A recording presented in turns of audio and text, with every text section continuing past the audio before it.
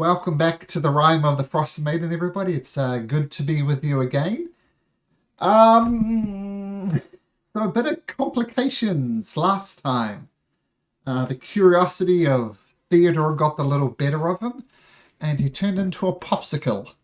And you're not quite sure how to get him out of it. Worse yet, one of the critical components of truly ending the rime of this endless winter that's been ravaging the 10 towns for more than 2 years is in Theodore's possession. And it too is frozen like a popsicle. So it's almost doubly important that Theodore is becoming an unpopsicle. One, because he's your friend, and two, because if you truly want to end this endless winter, you need the Codicil of White, a spellbook type-like component that is on the body of Theodore. Now we'll pick it up where we left last time. We'll take you over to the town of Bryn Shander. Just a quick question. How familiar are you with the basic premise of this campaign, Tord?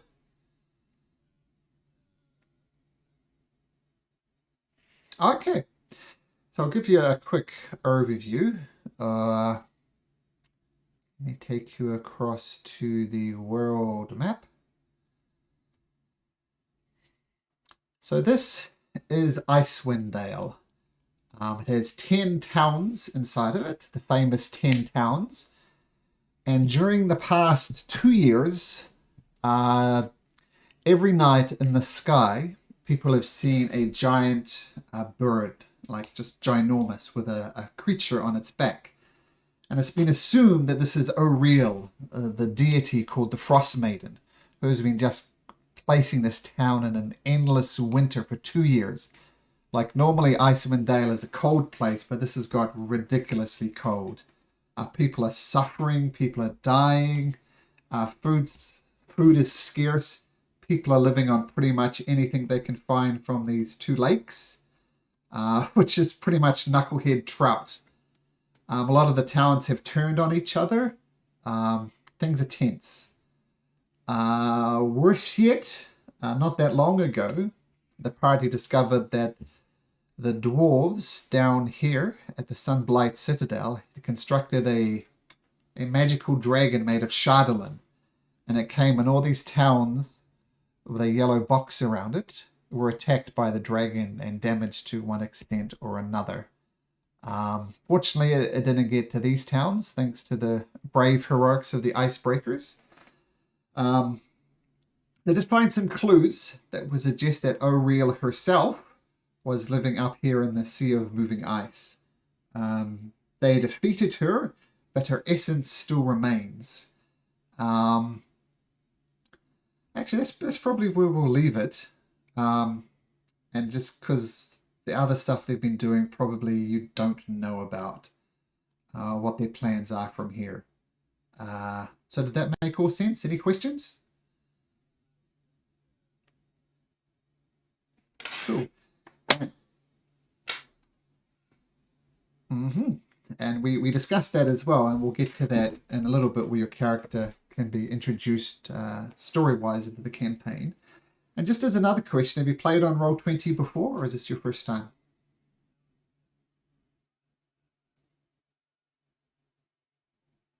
Oh, cool. Sure, that's perfectly fine, yep. Okay, and if anything comes up, we can just explain it as we go. Don't hesitate to ask questions, of course.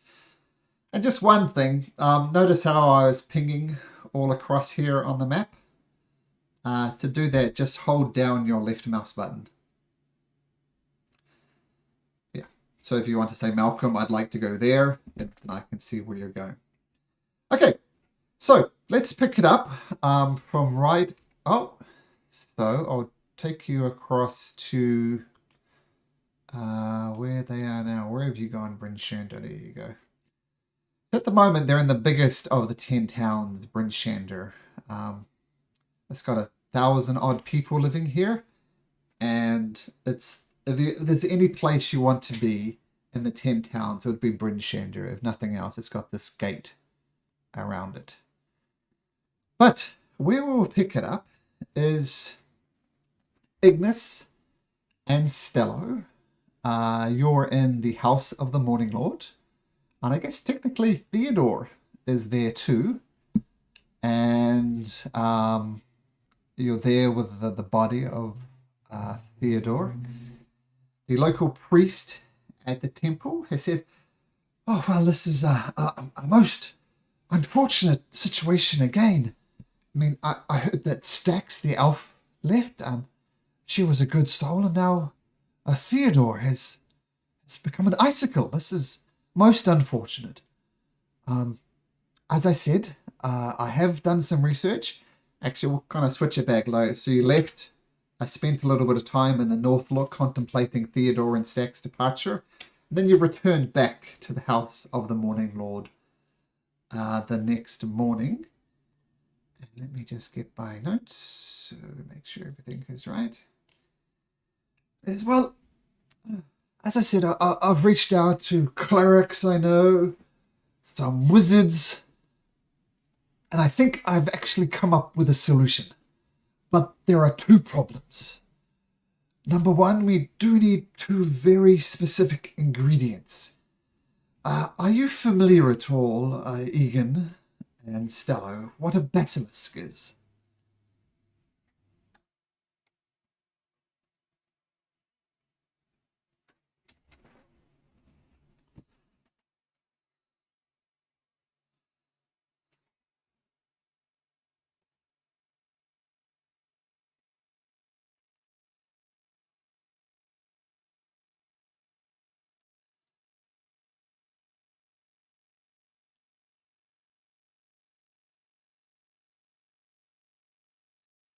Well, so you found and defeated a basilisk, is that correct?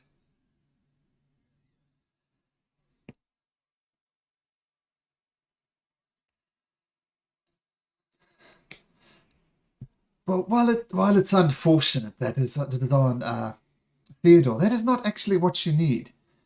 You actually need the vomit from a living basilisk. So whatever parts you have, they'll be useless. You need some way to get the vomit of a living basilisk. Where a basilisk is, I have no idea. But if you bring that to me, I can call into my contact, and that's one of the ingredients that we'll need. Unfortunately, the second one was something we found in the text my contacts found, and I don't even know what this means. But what you'll need to find is the heart of Rigavara. Or who or what that is, I have no idea. But it'll be another critical component you need. So bring me the vomit from a living basilisk, the heart of Rigayarvar, and then we can bring your gnome friend back. I know this is difficult, but it's a task that has been put before you.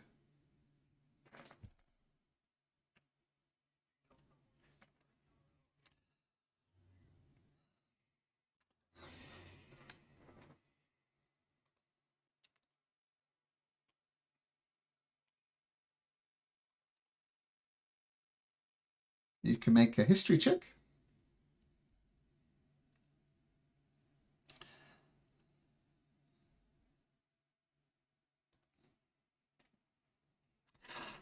Doesn't ring a bell. At the best, you'd think it was an old name, but beyond that, hard to say. Like in the same way that certain names, or in English anyway, I'm not sure about your guys' native languages, but some of them are kind of considered old-fashioned, like Frederick. I don't think many people would call their child Frederick. But yeah, so not the common naming conventions now. Oh, well, there we go. I don't know many new children being called Frederick, but you know what I mean, like certain more old-fashioned names. But that's what you get with a 14.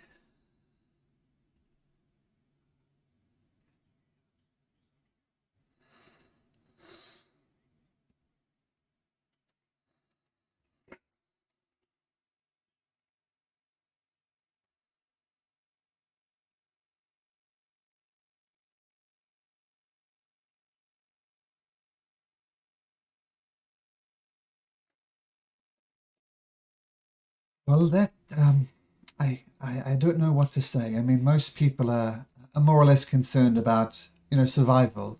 That is at their forefront. Searching their waste for a creature that could turn them into stone is perhaps not on the top of their priorities. Stello, Theodore, and Ignis, you are well respected around the Ten Towns, but this is a very dangerous mission. Might I suggest you could try looking in the Northlook Tavern? Maybe somebody knows something there. And while you're contemplating this, Ignis and Stello, you can't help but notice that there is an extra person in the room now. There is the priest, there is you two, there is the Theo Sikill, and there's another presence behind you. So I assume you turn around, and you see something that looks kind of familiar. I mean, at least most people have caught a glimpse of the Ice Maiden, flying across the waste, casting her dreaded spell. And they know, like, she's weird. She's got a kind of head of an owl and the body, and it's sort of very odd, but it's very distinctive for a real. And you look around and look at this weird half goat, half godly creature behind you, and it looks exactly like a real, but it's about half the size. Maybe even, or not more, less than half the size. Maybe about 3 foot tall. And it looks exactly like a real.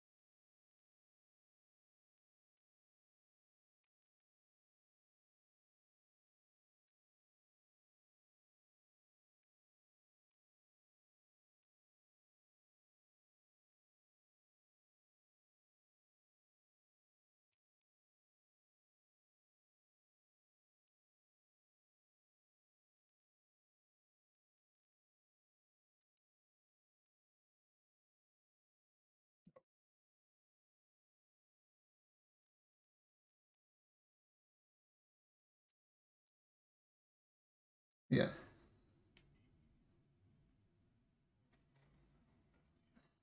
Sure. Yeah, I see the 18.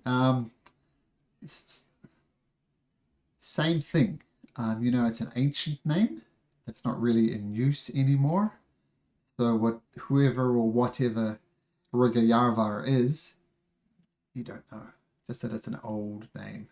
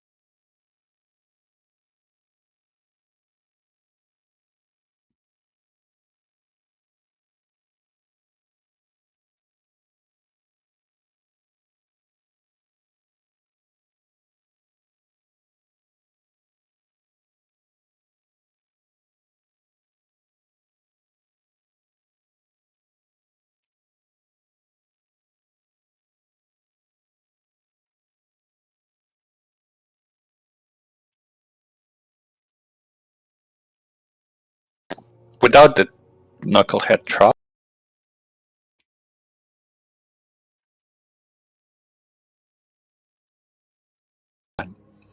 Always the same food. That and good berries. Right, big guy? Oh, you've seen those. Yeah, I'm pretty proud of those. Should give some out before I go. Can you make one piece like something really table? Maybe at least we know how to make a basilisk vomit. We just need to find him. But I mean, that's as long as we know how to make him vomit, it's probably easy. If we could find some, if we could look at the Northlook Inn and see if we could buy some meat that they're about to throw away, if they have any at all, or go hunt for something and intentionally let it go bad somehow. We could feed it to a basilisk and see how it reacts. Might vomit up, and we could scoop it up or something like that. Ew. Yeah. Maybe I could cast Stinking Cloud in the room where it's at. It's a small room. Maybe it'll go, blah, that smells so bad. And it's a good one as well. The priest pipes up. I hate to point out the obvious flaw in your plan, but do you know where any basilisks are? Living basilisks. Come on, that's a simple step, right? I mean, obviously we don't. What do you think? Never hunted any basilisks before. We might need to find someone who knows, or Yeah, I don't even know where these creatures are. Like, we stumbled upon one random, but maybe we should find some hunter, someone who is knowledgeable in these things. Well, I wish I could. Perhaps I could be so bold, perhaps if you head over to the Northlook, continue your conversation there, and maybe you'll attract someone. I mean, I am no hunter, of course. I am a healer, and I have plenty of healing to do in the meantime. All right. We are going. Thanks for the information. Okay, and have a nice day. And yes, I will take care of Theodore, of course. I mean, it's not like he's going anywhere. He doesn't. Don't throw him, please. Yes, I know you'll take care of him, but if I could have like 10 seconds alone with him, or at least just look away. Why? And Destiny leans towards Theodore and says, "You'll see a lot of this in the future, but here's a preview." And she just flashes him, and then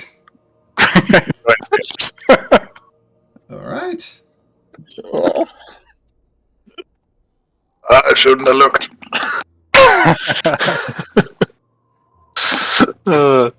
And so you leave Well, the house of the Morning Lord, make your way across town to the Northlook Inn. The usual crowd is there drinking, and perhaps a lot of them are drinking too much, but that is understandable during these times. You find a seat. You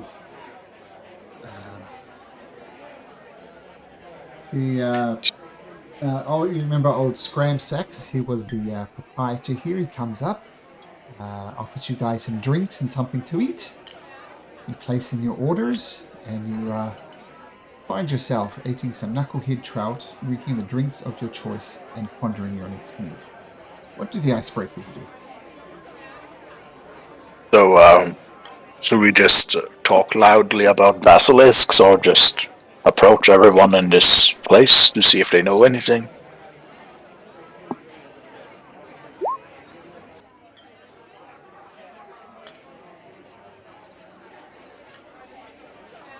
Can I go ask the bartender whether he or she knows a local hunter? Sure. He says, yeah, there's lots of hunters. I mean, we all know about the situation with knucklehead trout. That's unfortunate. There's lots of hunters looking for deers and other bits and pieces. So just, I mean, if you've got some coin to offer, I'm sure some hunters will emerge from the woodwork. I mean, someone capable of hunting something bigger. Not just deer. Someone experienced with basilisks, for example. If you know someone who is adventurous enough, and I might add foolish enough. Yeah, people are interested in hunting for food. I got no godly idea why you'd be hunting back.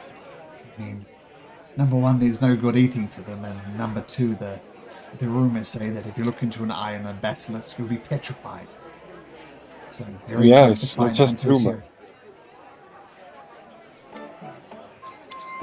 Well, regardless of whether it's true or not, that's what people say.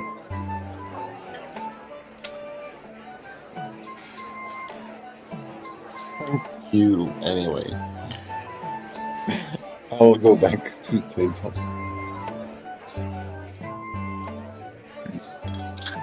Nothing useful from the bartender. Typical. Let's just look around. Do we see any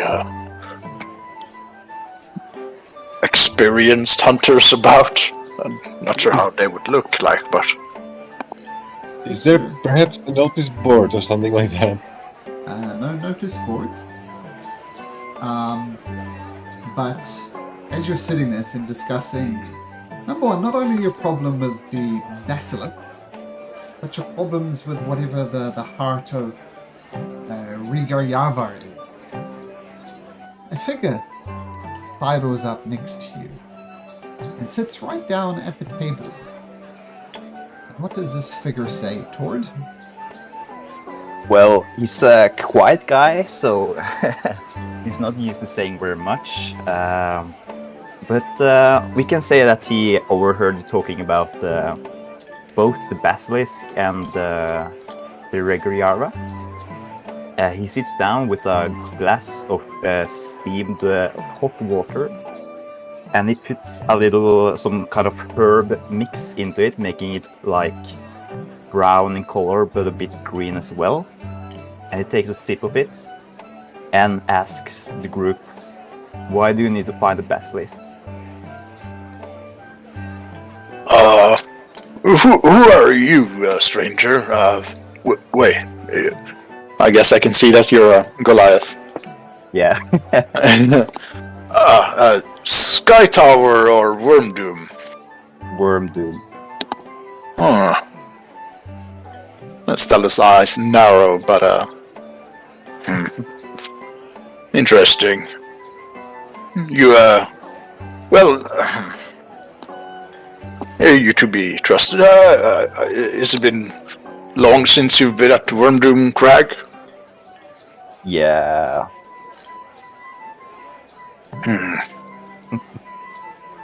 Well, I guess I can tell you, we're looking for someone to help us find a basilisk case. We have a friend of ours that's, well, it's kind of petrified, kind of frozen, and a component we could use to thaw him out would be the vomit of a living basilisk, and we have no idea where to find the basilisk, or what the hell Regariarva is. You look like some sort of... I know your tribe, you're hunters of dragons and stuff. Is that something of your caliber? Yeah, I've heard of Regariava, but I'm not an expert on history. It's like folk tales and stuff from my clan. It's said to be an ancient frost worm, but I don't know too much about it. Frost giant. Frost giant, yeah. But I've heard of a place where it might be, but I'm not sure about that. I haven't found any tracks or anything. It's only tales. Huh. It's better than any lead we have. But I found some tracks on a basilisk, which I'm quite certain is close to the Red Run River. Really? You don't say. That's handy. If you guys would like, I can show you. Oh yes, that would be... What would you like in exchange? I don't need anything in exchange. If you guys need to find the basilisk to help your friend, I'm more than willing to help with that. That's magnanimous of you. Are you going to kill the basilisk? Well, we needed the vomit of a living basilisk. That's what the component said, or Mishan said we would need. I guess we could try to capture it and bring it with us. And blind it, of course. It's the eyes that do the petrifying, isn't it? Yeah. So we would need to knock it out, bind and gag it, or blind it at least, and take it back to Bryn Shander. Would I know of any way to make a basilisk puke? Nope. Nope. Okay. I mean, Yeah, don't worry. obvious things that would make anything puke, but nothing specific to the basilisk. You just have general ideas. We could force feed it old knucklehead trout. Or, well, good berries. Would there be any herbs or like mushrooms in the area that's poisonous to like humans, to make humans puke, that would perhaps make animals and monstrosities puke as well? I mean, you can always try to look for some. Depending on like alchemy rolls and checks like that. There's a forest nearby the Red Run River, isn't it? We could look for some mushrooms or plants there. Yeah, that's a plan. In particular, this is the forest here that he's referring to.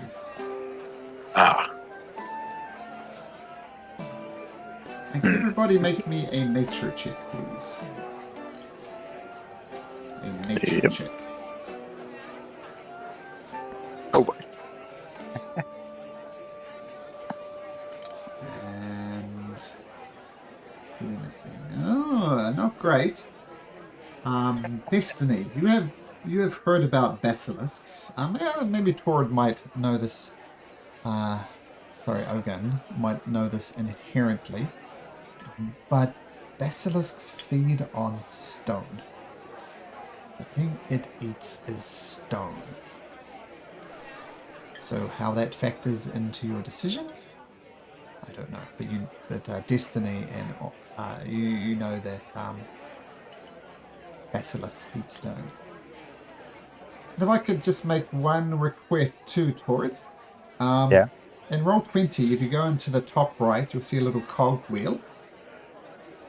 On run to the top right, yeah. A little cog wheel. Click on that. Display name, yeah. Yep. Change that to your character name. Then right after that, place what the passive perception of your character is. Okay, yeah. Just that way, the passive perception thing, I don't need to ask you, which kind of gives away the game. There. Perfect. Okay. Yeah. So, Ogan and Destiny do know that basilisks eat stone.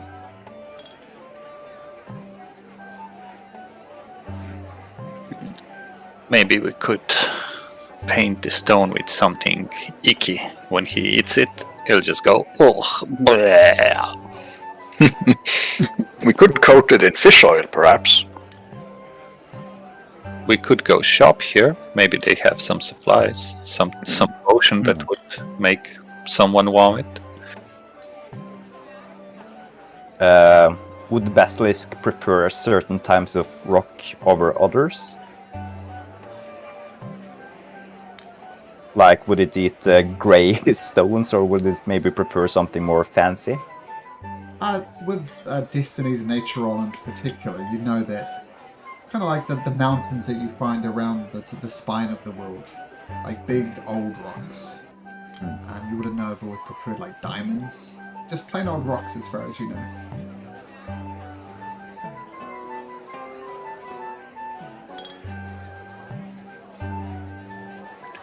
Guess we look for rocks on the way there. By the way, how lucky is it that we just found a ranger that knows a lot about basilisks and where they are? Huh? Halfling in the group. Sadly, I don't know that much about basilisks, but I'm more familiar with dragons. Oh, At least tracking them. that could come in handy. We actually have some ancient white dragon that really hates us, hates our guts. He's flying all about trying to find us. That's dangerous. Well, I'm happy I only sit around here idling away. Finally, we know where to go, so are we ready to set out? I'm ready when you're ready. Good. Should we go get Miss Harper and see if she could ferry us to the Red Run River? I mean, if she'd rather stay here while we do this, then I guess we could go buy some X-Beaks. Well, Villain, who's been with you the whole time, just Oh. quietly in the background, she says, "Ugh, this is what we need to do to bring back that idiot, this complete moron of a gnome. I mean, quite honestly, I don't care for him even less than I did before. He's extended this endless winter. He's stopped us breaking it finally with his own stupidity and his own arrogance. His own damn fault he does it. Quite frankly, I couldn't give two rats' asses about him, but we need the codicil of white. And if that requires getting this gnome back from being the popsicle that he is, then so be it. And yes, we may take my shall we say, rules as a quicker mean of transport. Good. Ogan, is it? Yeah. Yes. So, I suggest we head south on the 10 trails. Whoops, you guys on the map? Oh, you are? Yep. Head south on the 10 trails, follow the path as quick as we can, and then I soon head east along the Red Run River. Now, something also Ogan knows is the rumor of this frost giant, this ancient frost giant. And he figures the best way to visit it, go it, is just to follow this river up north again. The Shane Garn River, as it is. And see what you can find there. It's somewhere around this river. You're not entirely sure where. So, shall we go and sort out this damn stupid gnome? Come on, the quicker we go, the quicker we can end this winter. Quicker we can see what's under the in the ancient city of the Yithrin. You shouldn't be so disdainful of Theodore. I mean, you do what you do in seeking magical secrets, and that's curiosity, is it not, as well? Yes, but I'm careful about the whole thing. I don't go wandering into rooms. There's numerous things he could have done. Gotten protections, gotten his blessings, all sorts of things. But the damn fool just wandered in.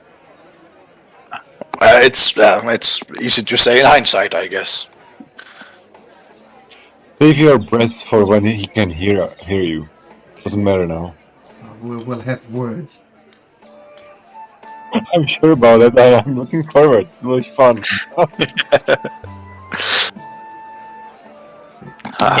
Helen is not a fan of Theodore.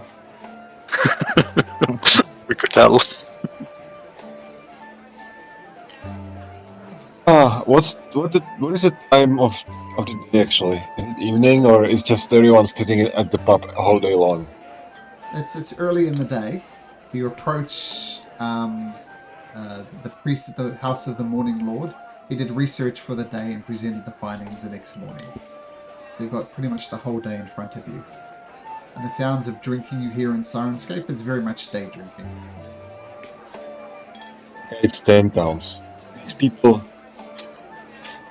are never sober, or even on better days.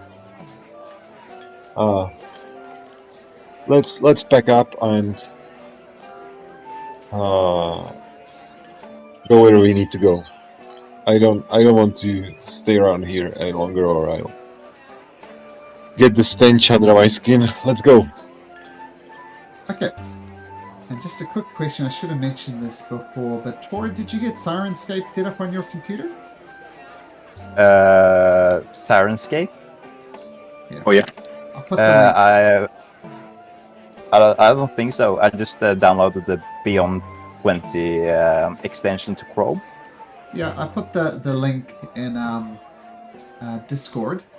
If you just follow the instructions there, it just adds very cool sound effects to the game. Like everybody else Okay, yeah, nice. is hearing sounds of a pub, and before that it was the sounds of the House of the Morning Lord. Yeah, that makes that's nice. So maybe spend a few moments setting that up. But in the meantime, a villain collects her hounds, and she looks round, and everybody. I assume everybody gets on board. This would be new for Destiny and Ogun as well. What you see is dog sleds, which you've seen many of these around the 10 towns. Generally, it's only for people with at least a little bit amount of money as a way to get around, because walking in the snow is a terrible way to do it. The other methods you've seen is people have used snowshoes to get around, which is slow going.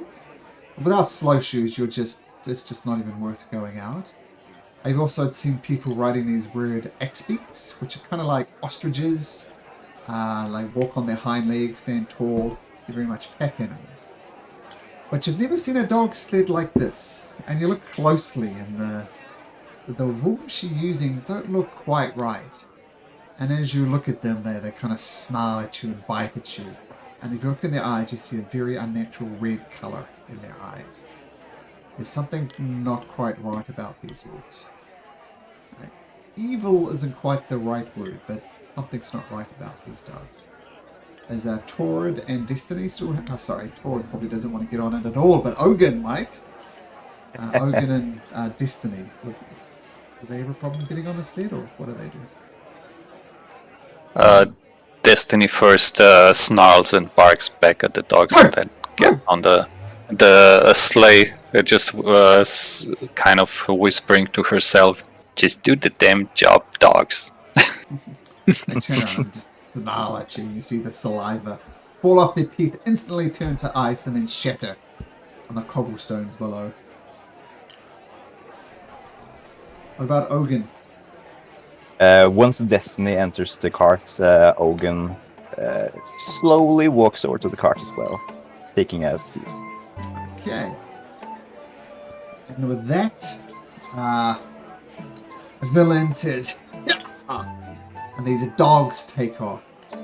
And they're snarling and biting it. And, well, not biting, but, doing kind of fake bites at villagers as it rushes out the gates of Bryn Shander. And you've seen dog sleds around. It's hard not to living in the 10 towns, but these sled dogs are moving with an ungodly speed. And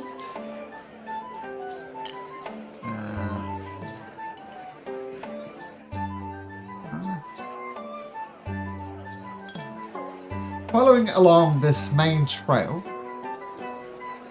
now very much open up to the element. Just a second. There we go. Very much open to the wilderness, and once again, you're out there, and the winds start blowing. You look up hoping to see, some type of break in the weather. Maybe the defeat of Uriel. That's what's it's recorded. Maybe something's gotten better, but it just hasn't. If anything, the weather has gotten worse. Lightning and thunder crackles overhead. But Velen drives her hounds, shall we say, south along the trails, the 10 trail, the main entrance point to Icewind Dale. You don't see any foolhardy souls like yourself. People have tried to leave the 10 towns as best they can, but the whole path through to the southern town of Luskin is closed. There's no way anybody has gotten through there, so there's no reason for people to be on the 10 trail. The Velen pushes her hounds on even further, driving them south. It's cold, with the furs around your face, which you all have, is keeping you cold. And towards the end of the day, got maybe another couple of hours left, you reach the intersection where the trail of the Red Run River and the 10 trails meet. Is there anything you'd like to do? Just getting towards the limit of where the Hellhounds would take you. What would you like to do? It's time to rest, I think, before we continue. What do you think? How far in the day is it? You could maybe get to here before nightfall comes. It's a matter of whether you want to camp at the intersection here, or whether you'd like to head a little bit inland first. Let's try to find some shelter near the closest trees, at least. All right, we need to hide the dogs, right? Yes, and we might be too much in the open right here. Well, not that I expect anyone running around, but maybe you are right. As you pull slightly into the covers of the trees, providing you at least a little bit of respite from not just the cold, but the wind as well. As you look round for a suitable place to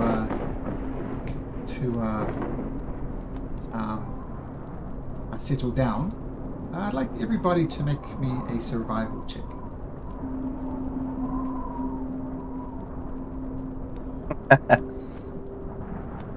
Okay. Ooh, Ignis. Very good. Ooh. So with Ignis looking around and doing things and not quite finding a good way, Destiny puts in some suggestions and you just find the perfect place. It's almost like in a hollow of one of the larger trees in the forest, and you set up your tents. Actually, I'll start ritual casting fancy spell dome. How's it called? I see him starting to cast the tiny hut, and I'll move 20 feet away and say, "I'll raise you," and start putting up my own. Okay, well, It's a hut of. Ignis gets there first because it is a 10-minute casting time, ritually anyway. Unless you cast it unritually. No, I'll do it as a ritual. Okay, so Leomund's tiny hut pops up. Not sure if Ogun has seen this type of thing before, but I assume it's kind of covered to look as much like the tree. So there's a lot of white in it, a lot of browns and greens in it as well. It looks fairly well camouflaged from the outside. Unfortunately, the other hut is pink and blue and says Casa de Buona Fortuna in big letters over it. And you can actually see it from inside the other dome, so I'm just saying, what the hell? Is this like supposed to be art or what? Well, never mind. It's pretty. In this weather, nobody's gonna get even close to us, so I don't think anybody will see it, but oh well. You just did. I don't think you can hear me actually, right? Because you are in the other dome and you cannot hear anything from outside. Yeah, if you're not poking your head out, then no. And I can't go into your dome because I'm in my dome. So we are. That's true. So, never mind. Let's just go to sleep.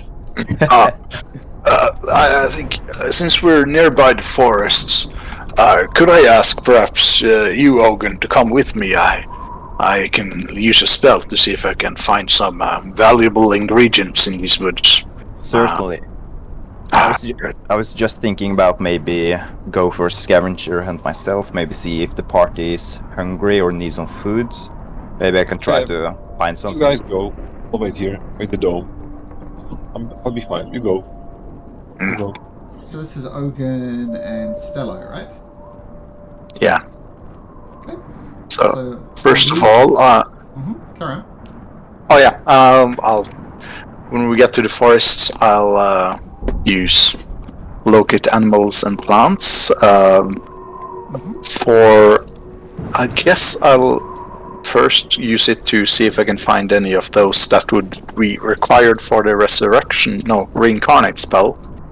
And once I've gathered some of that, I would use it to find toxic mushrooms.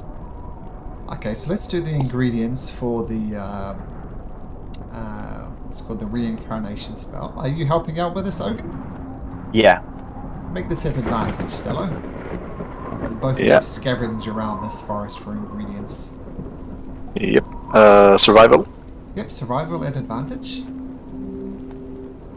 Oh boy. You don't only find useful components for your reincarnation spell, but with the help of a new companion who has asked for nothing, you find enough of the components to have all the necessary ingredients for a spell casting of reincarnation. Oh boy.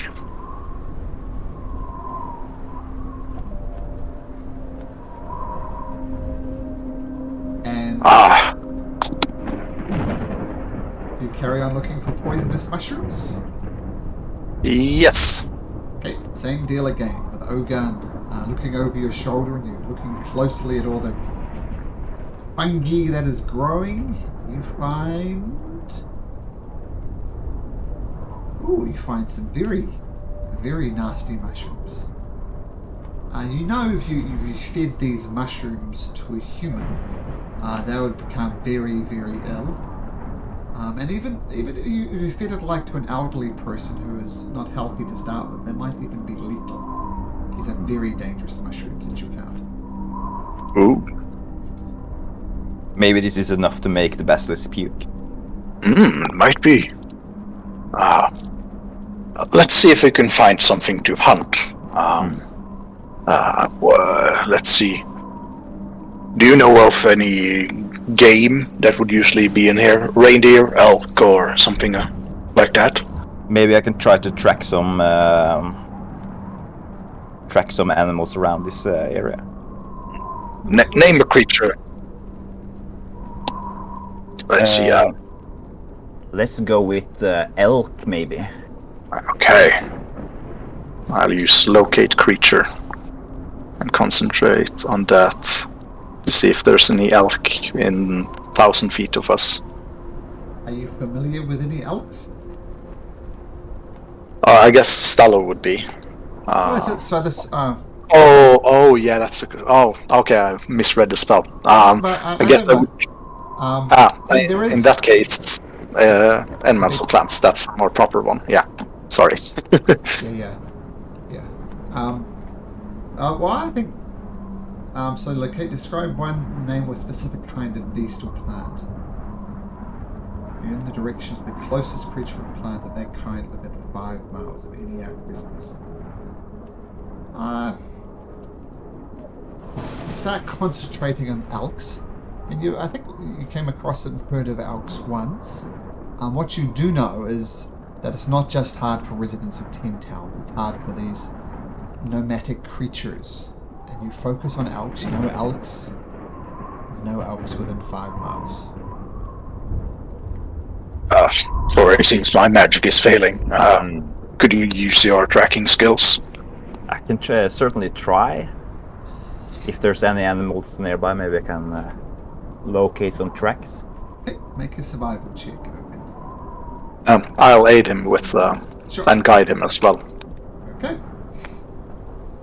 Is it advantage? It's an advantage and a plus D4 on the roll. With the guidance. Okay. So I didn't add D4, so that's 26. That's not a 4, it's a D4. Okay, yeah, let me add this as well. Sure. 1. Oh, okay, so 23. You look around for any type of a game that you can find, not just elk, but deers and other beasts like that. And you don't. We actually find a couple of carcasses of this animal. You find an elk. The elk hasn't so much. Looking at it closely, it hasn't been attacked by some predator.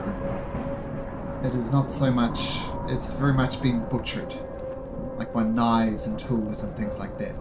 Something has presumably found this creature, killed it, and has butchered it for its meat. There's just a carcass of this elk remaining. But like frozen, it should be edible still, right? Yeah, but it seems someone has taken most of its meat. Definitely been butchered. That's a bummer. I could. It's not venison or meat or anything like, but I can create some good berries. It will keep us well nourished for the travels ahead. We should be on guard. We never know what killed this beast. We should head back.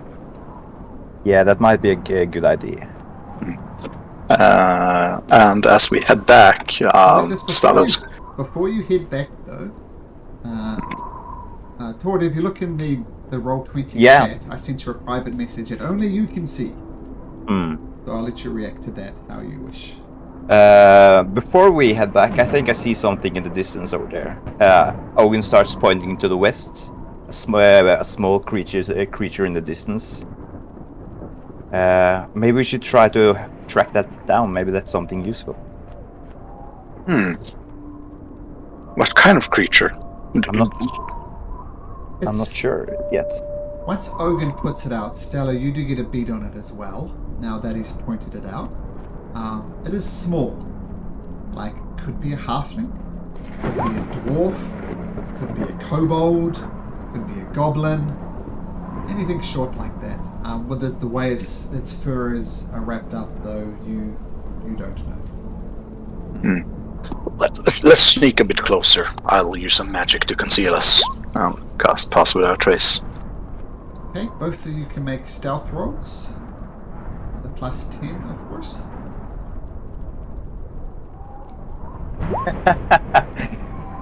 That's a 16. And a 21.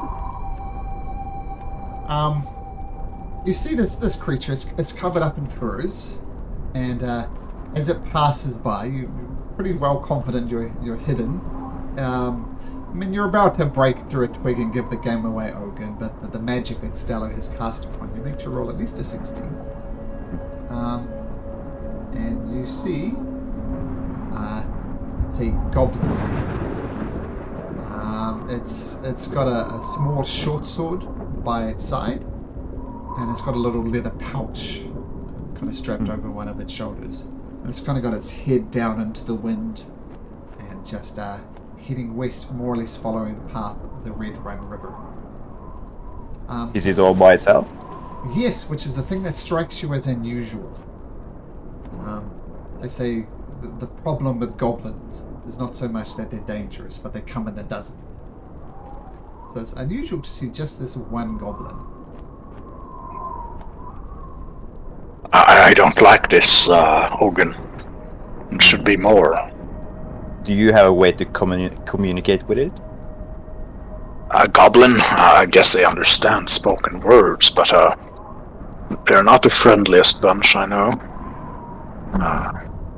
I suggest we head back. One goblin won't be a danger, but we should be on guard. I agree. I don't really care for it.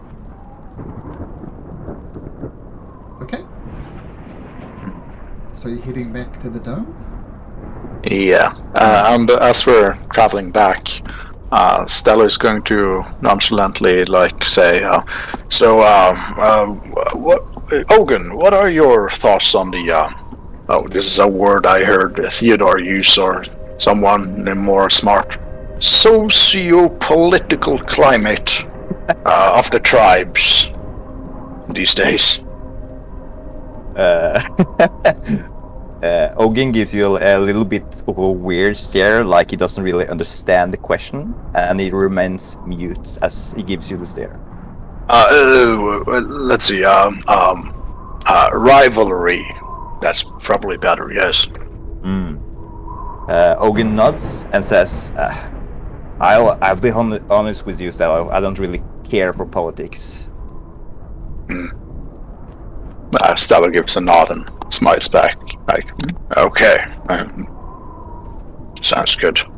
The only thing I care about is you, me, the actions with you. I don't care about our history or whatever our clans are doing.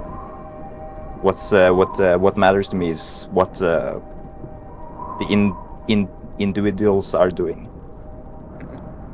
If only more people thought like you. Well, it's good to hear.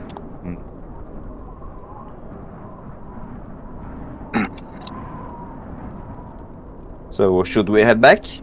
Yes, let's go. Well, create some good berries for us to eat. I love good berries. You head back to the camp where Destiny and Ignis are.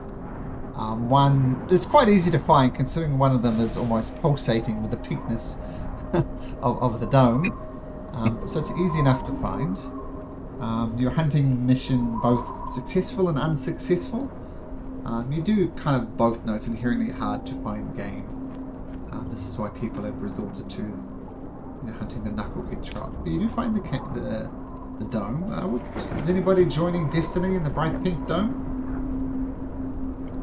Sure. If they weren't ending when I was casting it, they can't. Oh. You have to choose where you wear.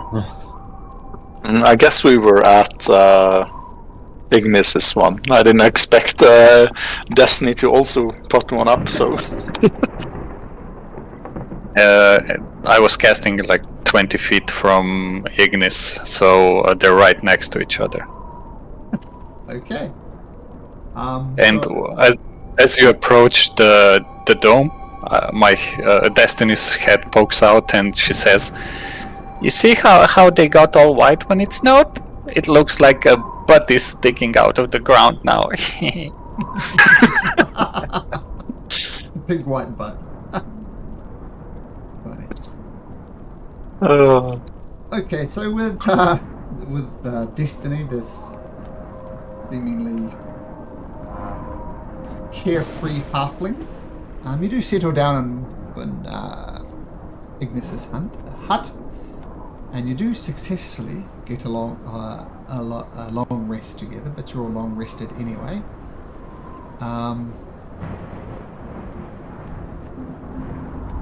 Never enough rest.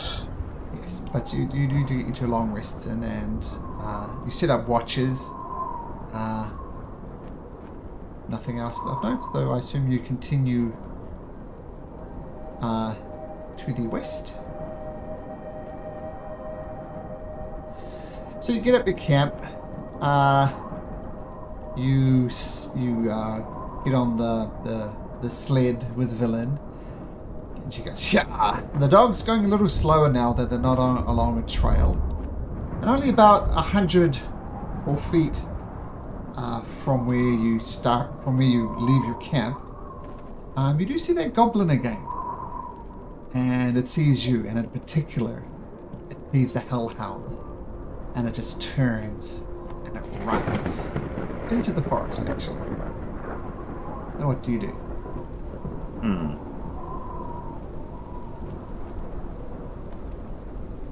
That was strange.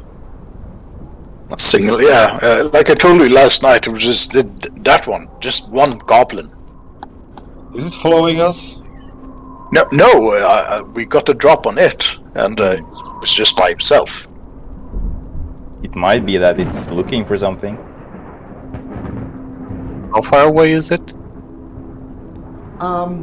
It's about, like, it saw you about 100 feet away, and in this bad weather, and in particular, you seem to follow its eyesight to these hellhounds in particular. Didn't like these Goliaths and halflings and all sorts of creatures. So it looks like it just panicked and ran into the forest. It knows it's no match for you guys. I'll tell the owl on my shoulder, Windfall, go scout where that goblin went and report back to me. Stay safe though. Okay, so Windfall leaves your shoulder and then heads off into the forest looking for it. Now I believe owls would have they have advantage on perception checks? Yes, if it relies on sight or hearing. So make one at advantage for Windfall. I don't have... Oh, you got me a token. I did. Oh. The owl stats there. I didn't notice actually. Perception. Well, that one's showing... Well, it was an 8, so not great. I'll just change Windfall slightly so all your rolls will be public. Just a second. I can do that, don't worry. Oh, okay. Yeah, Windfall goes into the forest, scanning around. And this is very much an owl's jam to hunt creatures in the forest. And unfortunately, by the goblin.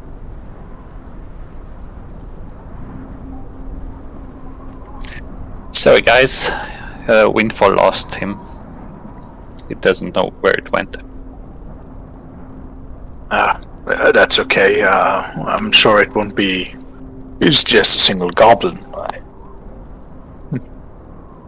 I'll tell Windfall to just keep scouting halfway between the forest and us, so he or she can give us like early warning if anything's coming out of the forest or watching us.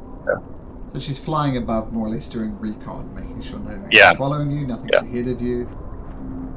Okay. But I want her to stay within 100 feet of me so she can communicate telepathically with me if she sees anything. Okay. Alright, So with Windfall flying around you in like a 100-foot radius, you continue on. Windfall is smart enough to know she needs to keep an eye out for this goblin, but he doesn't spot anything within 100 or so feet of you. You start heading west once again. Now, Ogun, can you roll me a d8, please? A 1d8.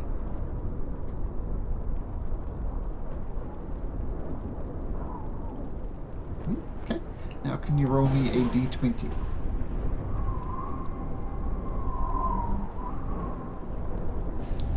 Okay, just 1 second.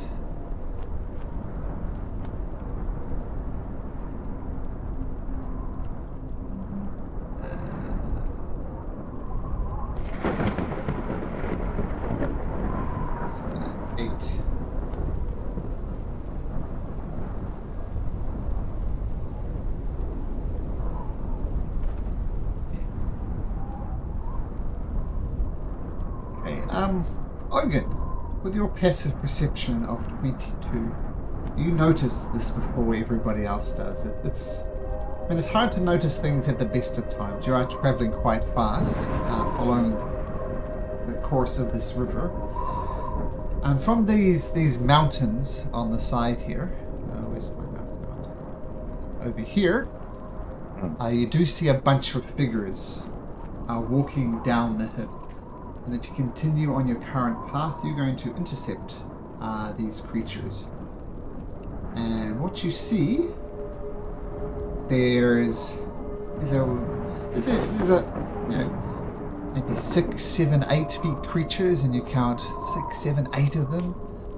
But there's 2 other creatures with them, much bigger than the other ones, almost the size of a horse. But still, these are all humanoid shapes, head, arms, legs, that sort of thing. And they're heading down from the mountains in the path it's going to cross. What do you do? I'd like to tell the driver to slow down and maybe make a stop as I point up to the creatures in the river, the mountainside, and makes my group focused on them as well. So you all see these figures heading down the mountain. You count 7 of these creatures. It's hard to make out what they are, but they're very, they're a lot wider, if nothing else, than your normal human. So it's either a very, very strong human or something else. And as I said, there's 2 much bigger figures on there as well. They haven't appeared to have noticed you, or have not reacted to you any, at the very least. What kind of creatures are there? You can make What could a you... perception check if you like. It will be at disadvantage because of the snow. Want a closer look from there? You can. Can I guide myself? Sure. Well,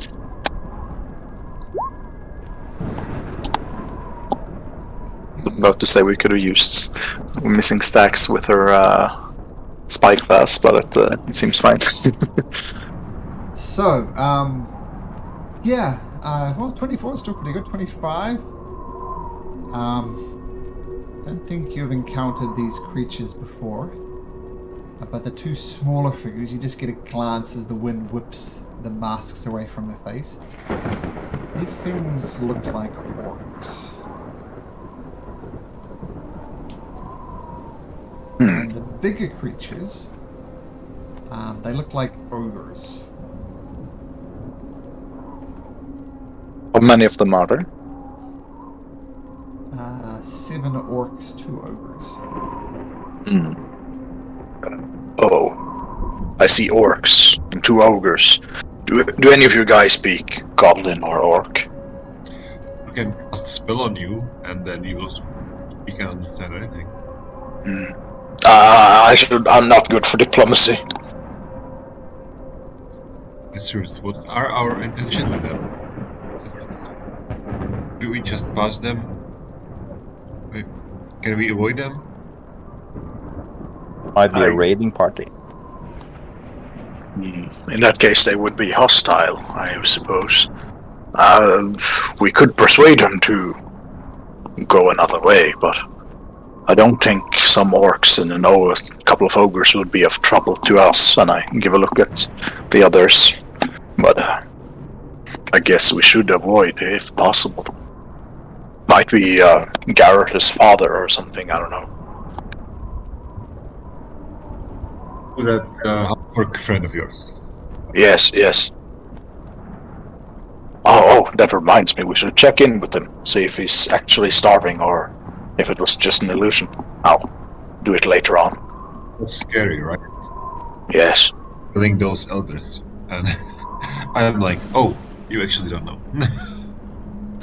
I figured from the blood and Stack's silence when you came out of the tent. I know there was a choice that you took, and I hope it was just an illusion. But I don't think any less of you for doing it so. Let's decide. What do we do now? Do you guys want to avoid the party? I would prefer to. We might be able to drive up in the forest and wait them out, see where they're going. If we keep the river between us, they would be at a massive disadvantage at fighting us. I see you have a bow, Ogun. That's and true. what kind of magician are you, Destiny? Are you good from ranged, or are you better up close? A little bit of both, but I prefer to keep my distance. That reminds me, our friend Stax gave me something when she left. Says that Theodore might like it, and I figure, since you think Theodore is kind of cool, well, you might want to have this. And I give Destiny a laser pistol. I think it was 13 shots remaining in it. Destiny takes it, and what is it? Don't click that tiny thing where that's where you put your finger. Don't put it there just yet. When you click that in, it fires off a bolt of light, strange magics from the stars. You point that at someone you don't like, and with a boom sound and light comes out, hurts them lots. Okay, I think I'll just keep it in the backpack for now, because I don't think I can use that. And by the But way, you don't can have you don't have the river between you and the orcs. Oh, you okay. went into the forest, remember? So you're on the Yeah. south side of the river, so there's no river between you and the orcs and ogres. Could you click on where the orcs are coming down? I would say you're more like here by the time this encounter happens, and they're coming down from these mountains here. Okay. How I many think- are there? Does anybody speak orc, by the way? No. Cast the spell on myself, so I do that. Was it tongues or comprehend languages? Tongues. Okay. Thanks. So you. Okay. So these. What are you guys doing? Are you hiding? I mean, you're debating, which is fine, but how are you doing that? And keep in mind, you have a whole bunch of sled dogs, and you're on a sled. So what do you do? So Ignis Should we fires try guns, to- That's fine. Yeah. I'm going to cast Enhance ability on Ignis for Charisma. So let's see. I'll link the spell. So a small celestial eagle lands on your shoulder, Okay. and you have advantage on Charisma. So it sounds like Ignis is going to perhaps talk to it. What is Stello doing? Oh, he's casting the spell. Anything else? Just being defensive, or waiting to see what happens when Ignis speaks. Destiny? I'll kneel down, make myself small and indistinguishable from the surroundings, like hide a little. Oh, make me a stealth check then. I'll give you looking small as a free action. It's not hard for a halfling. Ah, there we go. Ooh. Now you're staying on the sled. There's a kind of a rock nearby you could hide behind if you wanted to. Yeah, sure. Okay. So, what do we want from them? We want to talk to them, not avoid them. Should I just go there and ask them, hey guys, you wanna play cards or something? Yeah, might be good. Get on their good side, or try to, scare them off, or. Then they find out we have no cards and they'll slaughter us. Well, anyway, I'll just walk there and ask them if they're nice. If not, I'll just bail and we'll know for sure that they are not nice. Okay, I go. So you jump off the sled and you kind of put yourself in the path of this group of orcs. Is that correct? I'm just like walking, like on a walk. I just walk in the middle of the road, in the middle of the river actually, and just like walk straight to the orcs and ogres. And I shout from far away already, in Orcish, because I casted the spell myself. Hello, friend or foe? How are you? What are you doing outside here? I'm just enjoying the walk. This is on our this territory. nice day. And as you attract their attention to them, the wolves start barking. Perhaps, as dogs do, they bark at things they perceive as predators. And this group.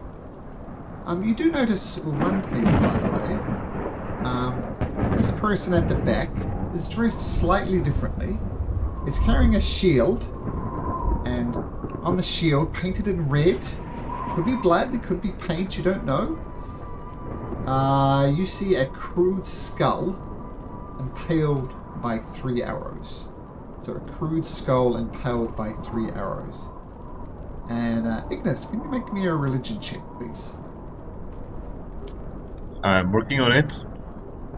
I'm checking.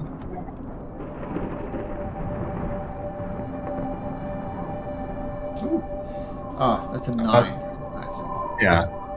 Yeah, no idea what this is.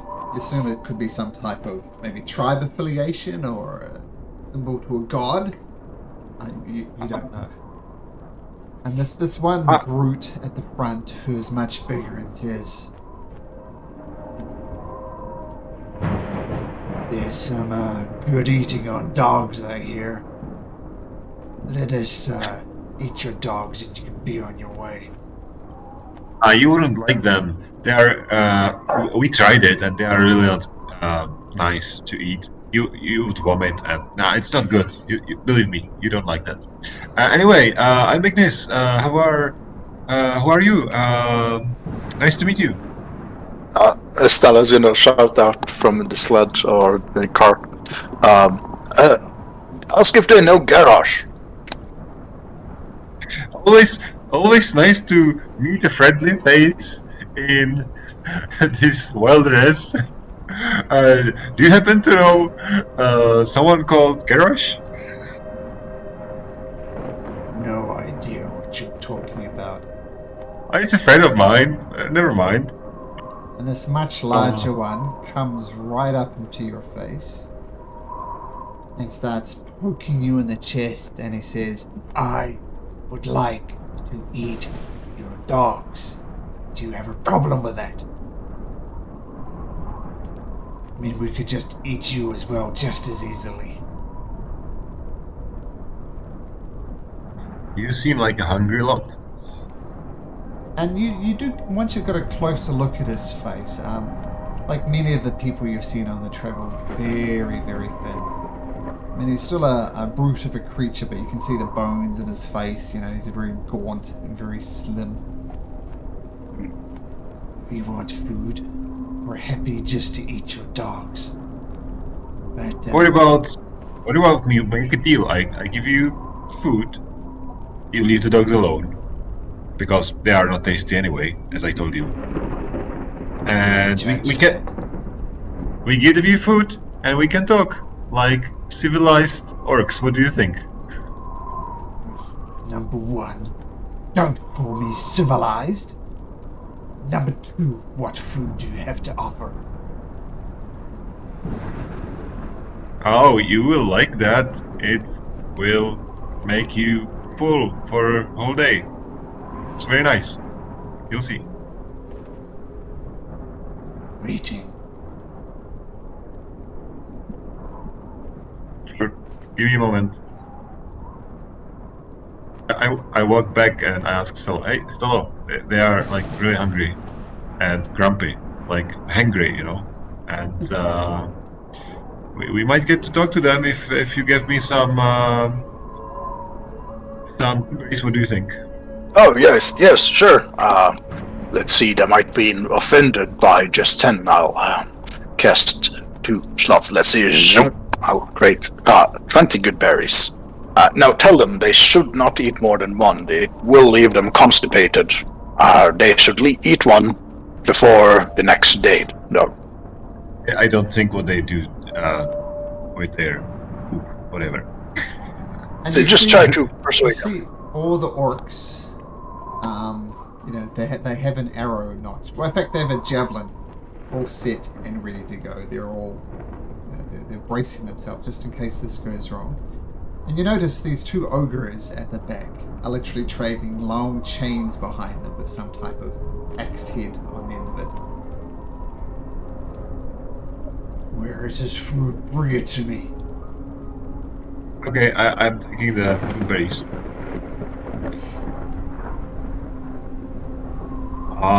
Gold. These are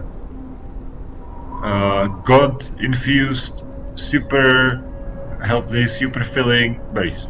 You eat just 1 and you remain full for the whole day. Look at me. I eat it so you know it's not poisoned. I eat 1. Ignis, make me a straight persuasion roll. I know you have advantage, but you also have disadvantage by offering a brute a berry. That's just a straight persuasion roll. We should have poisoned them. Then I would use deception. Oh. He looks at the berries that they have and swipes them away, and the berries go scattering onto the ground. I asked you for food! This will not feed a child! Perhaps it is time we take your wolves and we eat them. Unless you wish to be part of the meal as well.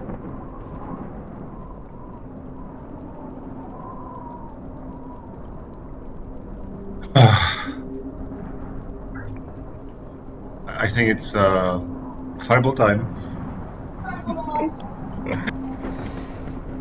The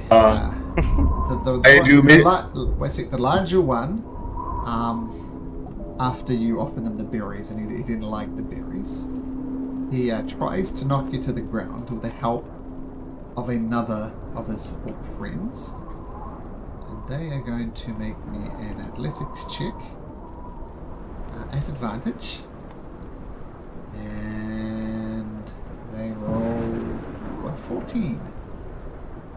I'm going to try and beat a 14 with athletics or acrobatics. 14. So in the event of a tie, nothing changes. So he tries to kind of leg swipe you, or this other orc tries to grab you down, but you deftly jump out the way. While this is happening, what is Destiny, Ogun, or anybody else, or Stello doing? Well, these negotiations are seeming to go bad, poorly. So Stella's gonna... sorry, Stella. Oh, yeah, sorry. Yeah, so Stella, you're on the sled still? What do you do? Stella's gonna jump off the sledge and shout and say, don't you move a muscle, orcs! And pull out his star map and hold cast Call Lightning at 4th level. So it's just gonna say in common, "Don't you move! If you hurt my friend, you'll all be zapped by the stars." And they look at you. They seem to understand you. So they seem to understand common at least. And you're holding Core Lightning. Correct? Yes. Okay. Destiny, hiding behind your rock. No one has even looked in your direction. What do you do? What are you doing? I'm not gonna make a sound or reveal myself, but I'll ready an action to cast slow if they attack. Okay. And Ogun. Is it possible for me to climb on top of this rock? Yeah, it is. Are you going to try and sneak over there? Or how are you doing it? Yeah, I'd like to try to remain as stealthy as possible. Okay, make me a stealth check.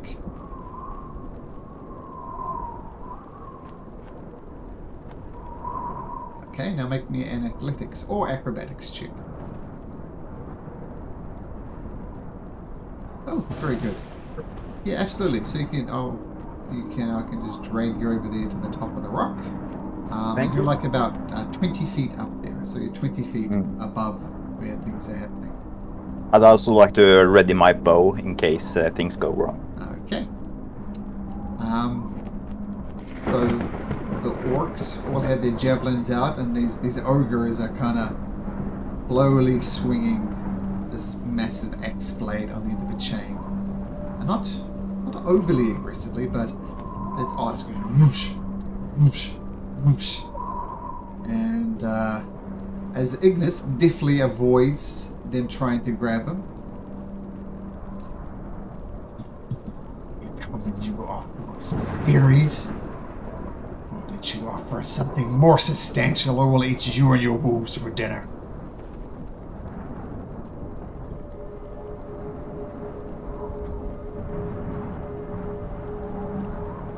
I stop smiling. And I say,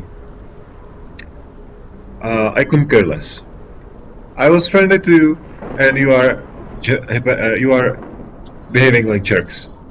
What do you have? What do you have to offer to me to let you live? You sure you jerk.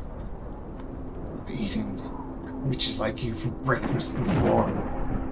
This is your final chance.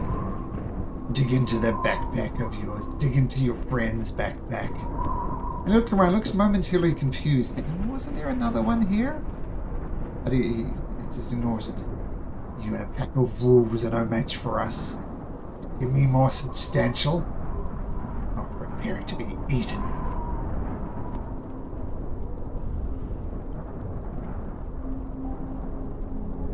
Substantial.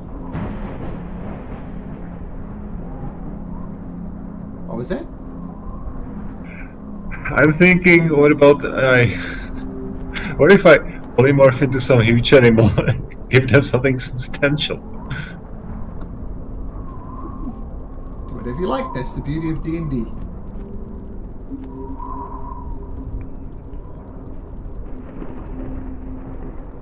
So Ignis, he says, it's your last chance. Give me some food or prepare to become my meal. Okay, I cast the spell and I... Everybody is on edge. Everybody has a readied action ready. So I think the only fair way to resolve this is just do straight initiative. All the orcs have their javelins out, ready to attack. You're ready with your spells.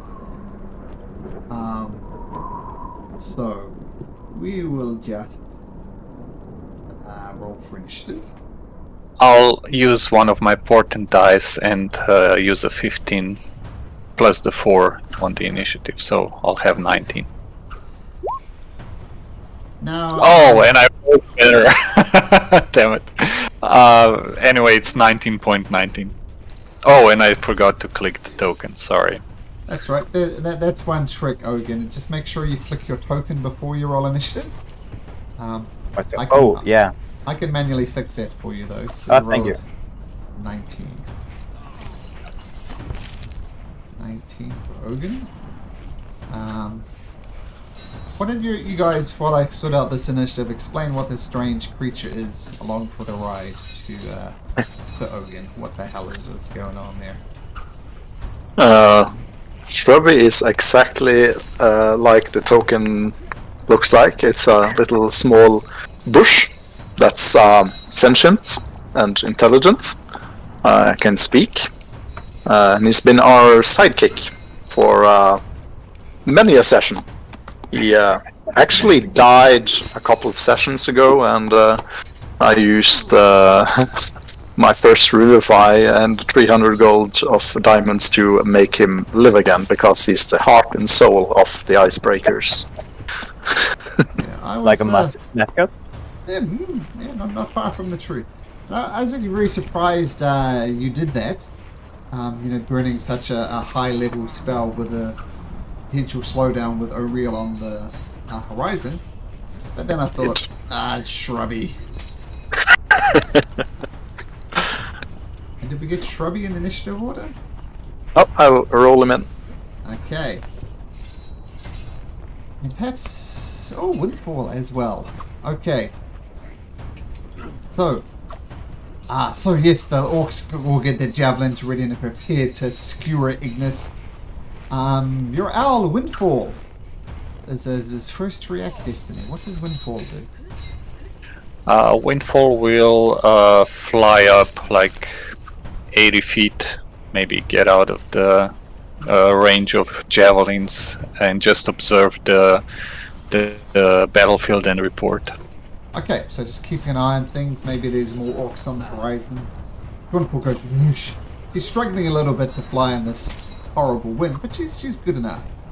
Ignis, with everybody drawing their weapons, you're the first to react, which could be quite useful for you. If your last wreck, things could have gone very bad.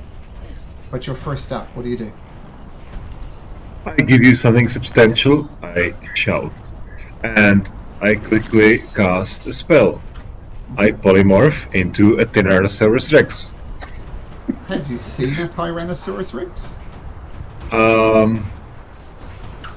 I could have. I don't think you have. You've seen a mammoth, though.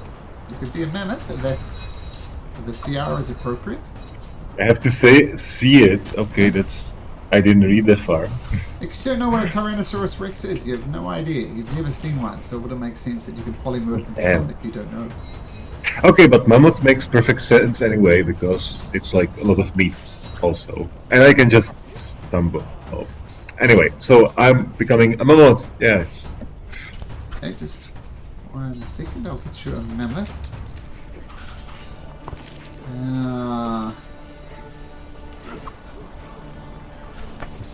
And it's actually concentration, so... Yeah, so if you get hit as a mammoth, the new form can be any beast. So let's just see what a challenge rating a mammoth is. 6, so it's fine. 6, okay. So we'll drag you off to the side here, Ignis. And you're a concentrating mammoth. And Alright. Give you control of this token and control and identify Ignis. As well. So you should be able to shift and double click on the mammoth and see all its stats and just roll directly from there. Works. Okay, great. But that's your action. So Yes. you go into this massive mammoth.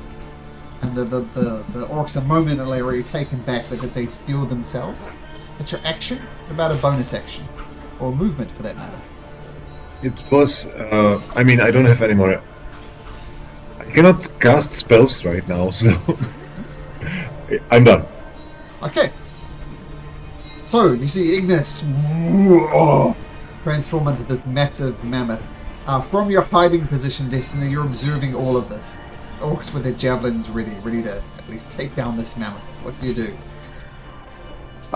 Cast slow on on everyone in the square. Okay. It's a 40 cube, so everyone has to do a DC 15 Wisdom save. Okay, we'll start with this much larger orc. Wisdom saving throw DC. Oh, he rolls a 5. I'll just indicate this with a red dot. He's slowed. And there are 1, 2, 3, 4. 4 normal orcs. So, wisdom saving throw. What's the DC again? 15.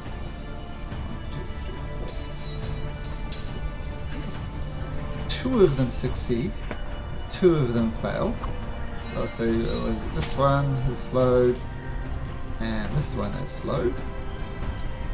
This one with this weird symbol on his shield. He will try and make a wisdom saving throw and fail. So he is slowed. And these 2 big ogre things. Oh, I'll give one of the ogres a 12 from my portent dice, because I doubt they have a +3 on wisdom saving throws. So how And does that that- work? Hold on.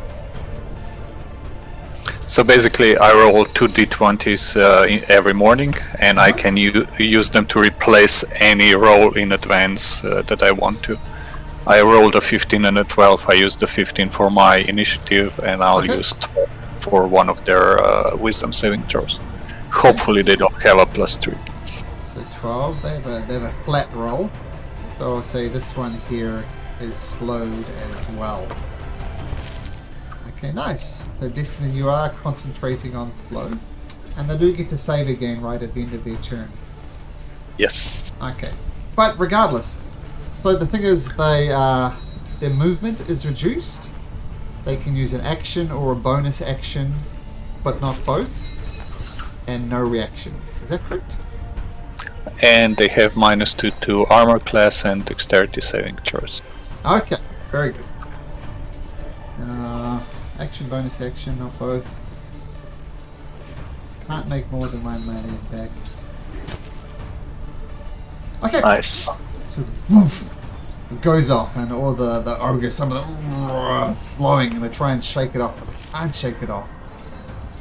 So that spell goes off, and then the wolves start howling and barking and snarling, but they're all still tethered to the sled, so none of them are moving.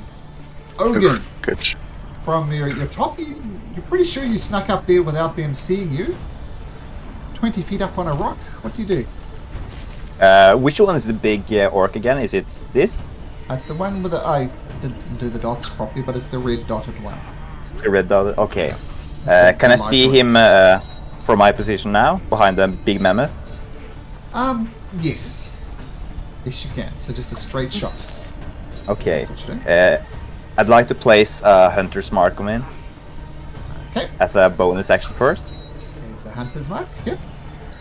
And then I'd like to try to shoot 2 arrows into him, into his chest preferably. Okay, the first roll will be at advantage. He didn't see you. Mm.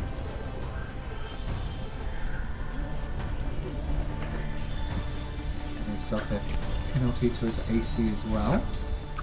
Well, that hits regardless. I'll roll again because you might... Oh no, that was at advantage. Yep. That's a sword though. Oh, that's a sword. You can throw your sword at Yeah, the eye. let me do the... Okay, just roll again. Yeah, sure.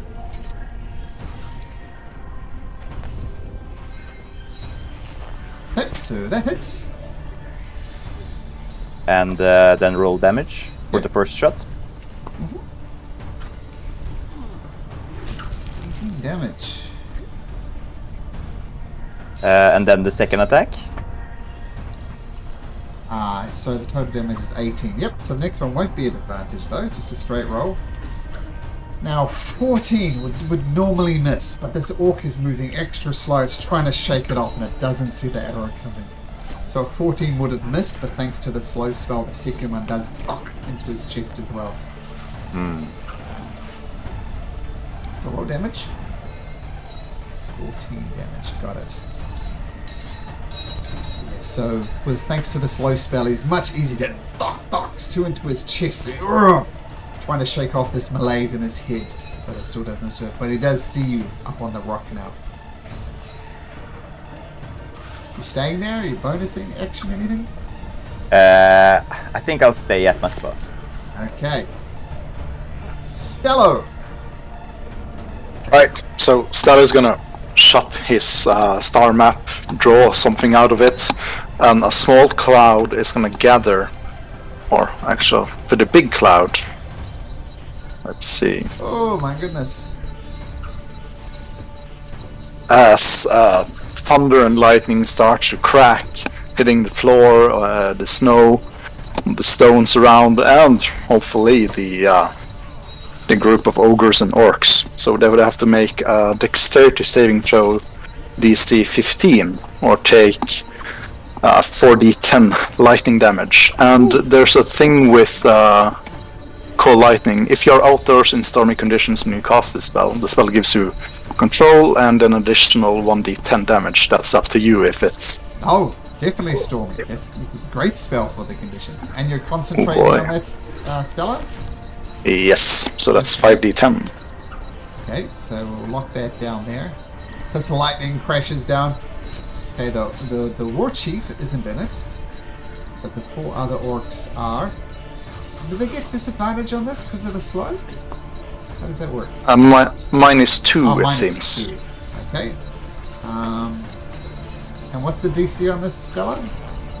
15. 15, so 1, 2, 3, 4.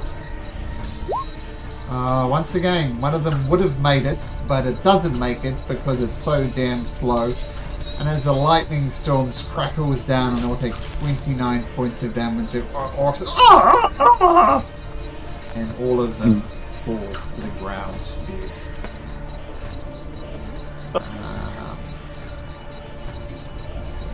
Oh boy.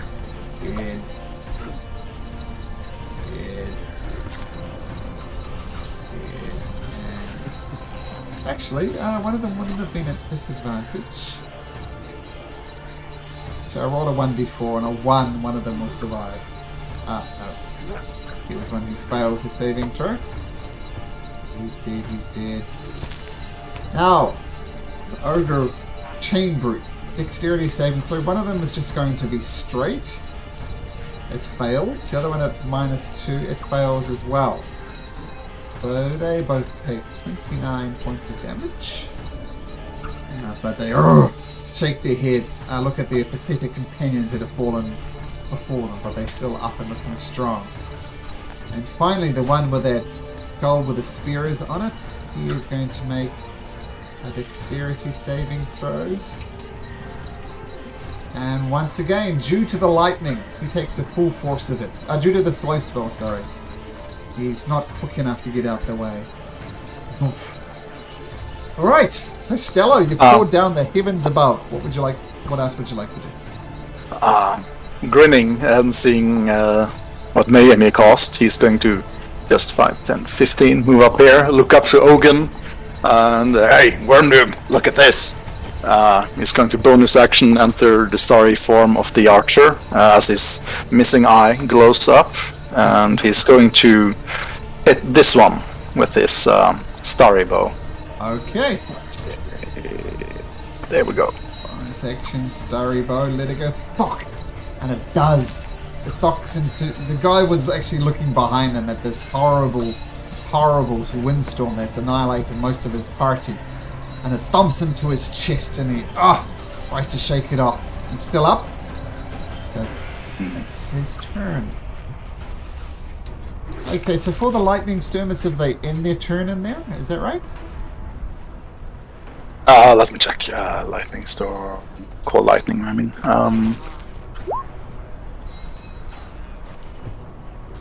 On each of your turns until the spell ends, you can use your action to call down lightning then this way again. So I need to use my action to do it. Okay. And they can only make one attack, right, with slow.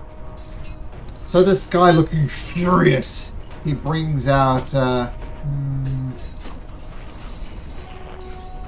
this massive great axe and grins at this mammoth before him. and swings it. And rolls a 14, which I believe will hit a mammoth. And it does 19 points of slashing damage. And I need you to make a constitution check DC 10 to maintain concentration on the form of the mammoth. So that's fine. 15, I saw it was whispered to me, but you do survive. And it goes to swing again, but quite get there. That would be its turn. How much? 14 damage? 19. 19, okay, I'll subtract it. Okay. This creature stumbles out of the lightning. Looks around and...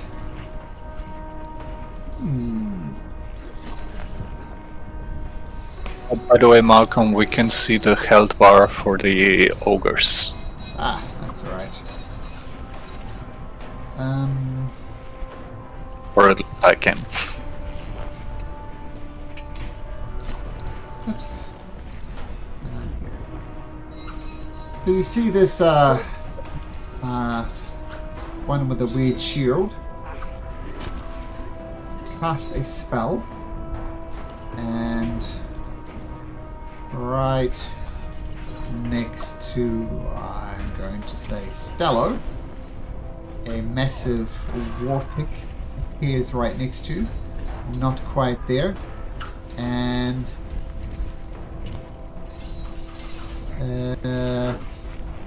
oops, and it takes a swing at you, and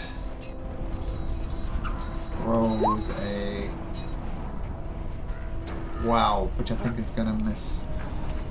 Yep, so this thing appears, swings, misses. Now since he doesn't have any bonus actions, he can do a bonus action but not both. That was his bonus action. He's going to make a, what type of save for slow? Is it wisdom, I think? Wisdom, yes. He's still slowed. Villain jumps off the edge of the thing, off the edge of the sled. She brings out her wand of magic missiles, and she's going to use 6 of them. So she's going to roll 64 plus 6. And so for this orcish war chief, the missile does 19 points of damage to the chest of this creature. And he's trying to strip her. Actually, I have to do a wisdom save for the war chief to see if he's unslowed. And he rolls a 21, so he's no longer slowed.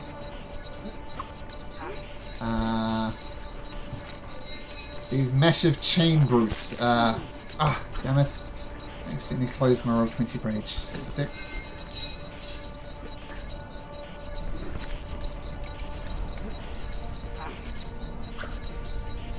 Accidentally clicked on a bookmark, which took me somewhere else. Okay, so these brutes, sort of one to the top, stumbles out of this lightning. So is their movement speed reduced as well? Half, yeah. Let's see how quick these guys can move. So they can't get out of it, right? 5, 10, 15, 20. Actually, it's going to come here.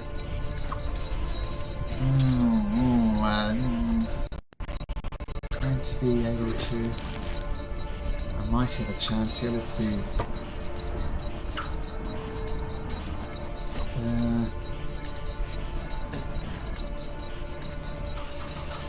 Just going to stumble forward. And it started there, so 10 feet is there. It's not going to be able to reach, even if it is a special attack. But it gets right up next to the mammoth. This one also takes a dash action to get it right next to the mammoth. Why is Villain in there twice? Oh, no, that's right. So they both stumble out of there, getting out of the lightning, taking a dash action to do so. What does Shrubby do? Shrubby is gonna He's probably gotten pretty acquainted with Velin, so he's gonna 10, 15, 20. Just stay close to her for this fight. A windfall. Yeah, he'll just be flying over the battlefield. Nothing Okay. special. Ignis.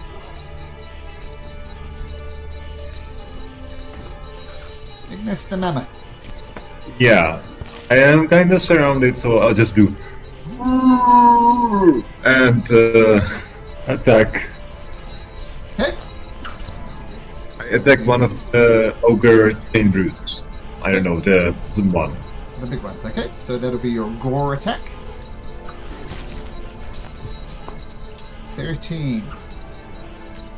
These things are huge. They're not particularly well armored. 13 does hit.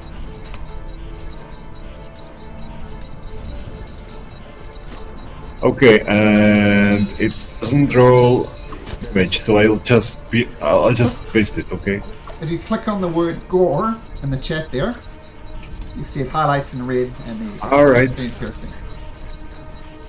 Okay, so you give one of these ogres an pierce it. Excuse me, with your tusk, and it kind of pulls it out. A bit of gore spilled. It looks damaged, but it's still up. Actually, I was going to share this. Got to roll a wisdom saving throw for the ogre brute. That's still slow. Okay, Ignis, is that your turn? Well, I guess it is, unless you want to move.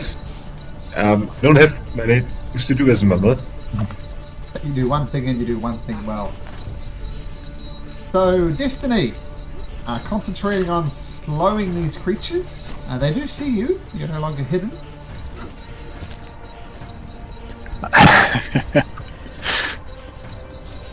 She's kind of thinking of throwing a fireball directly onto the mammoth. Ignis likes fire, like it's in his name. Her name, sorry. But no, I'll cast Dispel Magic on the War Peak over here, the spiritual weapon, I guess. Okay. Using action to cast spell magic. Yep. Spiritual weapon goes. And I will move closer to... Whoops. Well, let's hope the dogs don't attack me. Hold on, that was 1, 2, 3, 4. I can move 5 feet further. Okay, that's it. Yeah, the dogs are going nuts. So, just because it's fun, make me an animal handling check. And don't roll a 1. I can't roll a 1. A natural one, maybe. Okay, you're fine. So the dogs are going crazy, looking to bite you, but Destiny, and don't attack you. I snarl back at them again. They snarl back at you again, using their action to snarl viciously back at you. Let's see how intimidating they are, just because it's fun. -2 on charisma, 5. So they're trying to look scary, but they're not. But Ogun, still perched up above. What do you do? Yeah, it looks like the ogre is maybe blocking the view. You could take a shot at the War Chief, but I'll give him 3/4 cover, so like +5 to his AC. That's for these Yeah. 2 massive creatures there now. I think I'll actually change my focus on the ogre on the top. Okay, so you're moving a hunter's mark over there? Can I move it whenever I pleases? As a bonus action, you can. Oh, okay, that's handy. Sure, I'll do that. Okay, so it's on this guy. Yeah, and then I'll take 2 shots at him with the bow. Okay.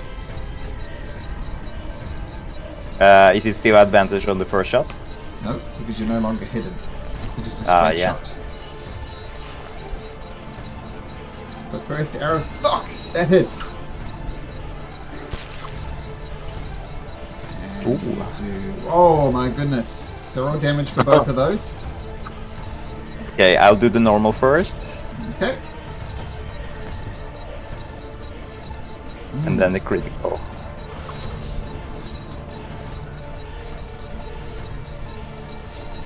Was it right? Did you? If you just right click on the damage on Yeah, damage dice, yeah. I think I did.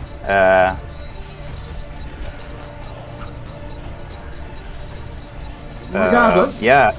even if the damage wasn't calculated correctly, 34 damage is more than enough to slay this beast. And you still see it shaking its head, trying to get rid of the slow spell, and one arrow thocks into his chest, it falls to his knees, and the second arrow goes thock, straight in one ear and out the other. What little brains it has falls out, and it falls to the ground dead. Nice. So that's your action. That's your bonus action. You're going to stay up there. I actually think I want to try to jump over down. Okay. And You try make to an jump, athletics check. You can certainly try. Jumping down on these slippery rocks. Yep, no problem. Feel free just to move normally. Yeah, shall we see? And I'd like to jump down here, No problem. and that's 10 feet and 20 feet up here. Perfect. Done. Okay, Stello, as the winds and the lightning and the thunder are very much under your control, what do you do? I'm gonna call down the storm again on the two that's left inside. So as an action, I'm going to activate the thunderstorm again and hit these two. So they have to make dexterity checks again. No, These throw it two are over me as well. Not Come in on. there. Are they not inside? No, this outside line, remember, is the limit of it. Ah, yes, that's true. This is what I was That's assuming you were interesting. doing last time, because I think Ignis was here before, so you aimed Ah. at Ignis. I don't know if you can move. Can you Yes. move the storm? Let me see. On each of your turns until the spell ends, you can use your action to call down lightning in this way again, targeting the same point or a different one. Okay. Okay. So in that case, I'll just move the storm a bit closer. make it so you can To move it. You should be able to move it. yeah, yeah. So these two Okay. dudes. So they have to make So, okay, dexterity saving. let's make a dexterity save for the war chief. That's +1 for him. That was a 6. He's going to take the full damage. And this guy here. Yeah, not really. Okay, so they both take the full amount of damage. So 19 to that guy. And this guy should have been a disadvantage anyway because he's slowed. Once again, the Or slow just- spell in combination with the lightning. Knock it out the way. He's moving too slow. Okay. Stella. Slow only gives him a -2, not disadvantage on dexterity save. I rolled a 6 and an 8, so And for my bonus action, I'll shoot the living ogre with my bow. okay. That hits. So 5 damage. Okay. War chief.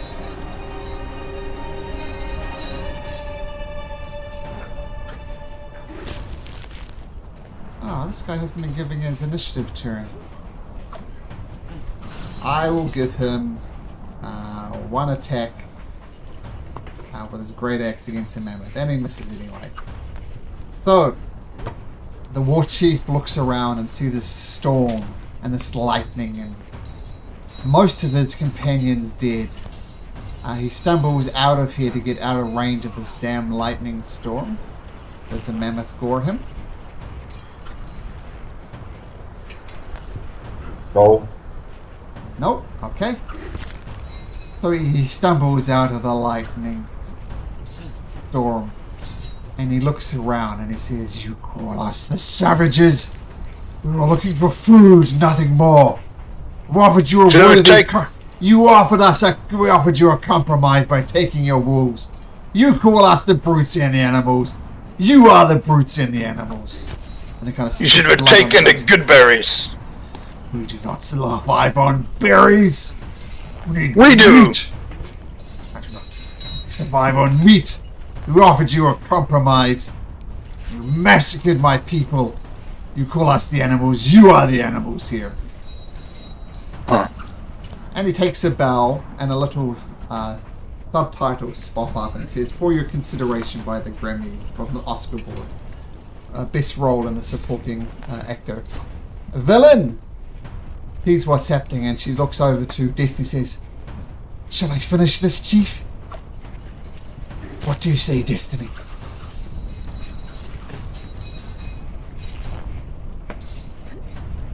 I cannot foretell this future. It's up to you. Screw them then. And she takes Destiny's non-advice, and he is going to cast a spell or magic missile again. But that's going to be 3d4 plus 3 missiles into him, so he's looking very bad, and he falls to one knee. Savages! And finally, this ogre, having been slowed, starts bringing up this thing, swinging this massive chain above his head, and just tries to clobber it down upon the... God damn it. That was a natural 1. So it crashes next to the mammoth, does no damage, but he picks it up and is prepared to swing again. Shrubby. Shrub is gonna do a little a cheer, like a motivational dance in the distance. Okay, so I suppose. Shrubby's into interpretive dance now. That's good to know. And is screaming, yeah, you can do it, Icebreakers, go, woo! Windfall carries on her recon. Actually, Windfall will descend down onto the orc, and she's too far up. She'll descend like to about 20 feet. Okay. Alright. So that is 60 feet. I think, hold on. Her speed is 60 feet. So that was her movement. Let's do a dash and get somewhere closer to the mammoth, and that's it. Hey, Ignis.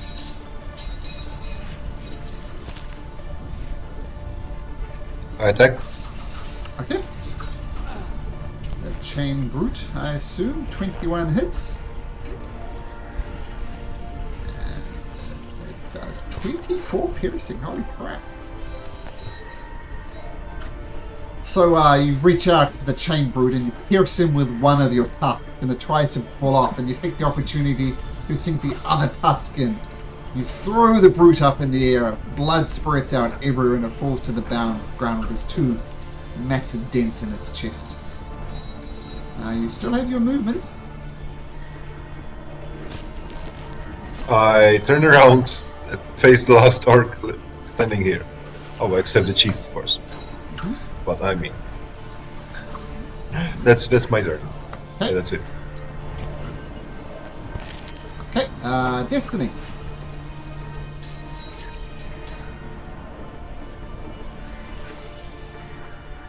How many do we have? 1, 2. Okay, so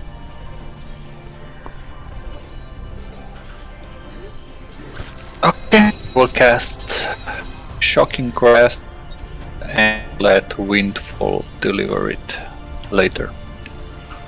Okay, so And I'll move like 15 feet further. So when Windfall touches the orc chief, I assume the chill touch, if that's what it was. Was it? But I think it has to do it on Windfall's turn. Yeah. So Yeah. I'll have to wait. Yeah, sure. But you can absolutely cast in the air Windfall. The wolves continue to bark. Ogun. this Orc Chief and this other Orc who is now in the initiative order are alive. And this guy's didn't attack last time, was just spewing what type of savages you are. How does Ogun respond to that? I don't think Ogun really cares what the orcs are thinking. He just wants to get on with his day. So I think Ogun is gonna move a little bit to the side, a little bit of a flanking maneuver, and to continue to shoot his bow, easy game, and shoot the chief. That's the one on the top, Yeah, the this is northeast chief. side.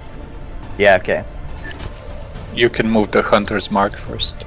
Oh yeah, I'd like to do that as well. Done. And then 2 shots. Tuck, tuck. 24 hits. 21 hits, so 2 hits.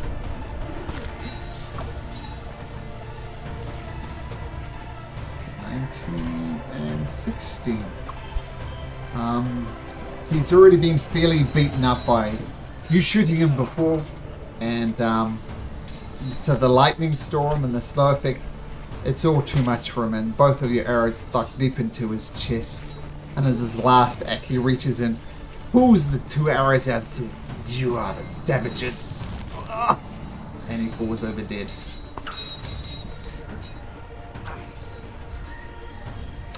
Stellar. Let's see. 5, 10, 15, 20, 25, 30. Stella's gonna walk over and see if there's any more threats. See if this guy is still standing. And, well, try to finish him off with his bow. 15 hits and 7 radiant is enough to finish it. And with that, all your foes are dead. There are no active threats. And find yourself alone. Bodies of orcs scattered everywhere. One of your companions, Ignis, still a massive mammoth. And this seems like a good good place to take a short break. Let's take our 5 minutes, guys, and then we'll come back. Yeah, Okay. be right back. Be right Bye.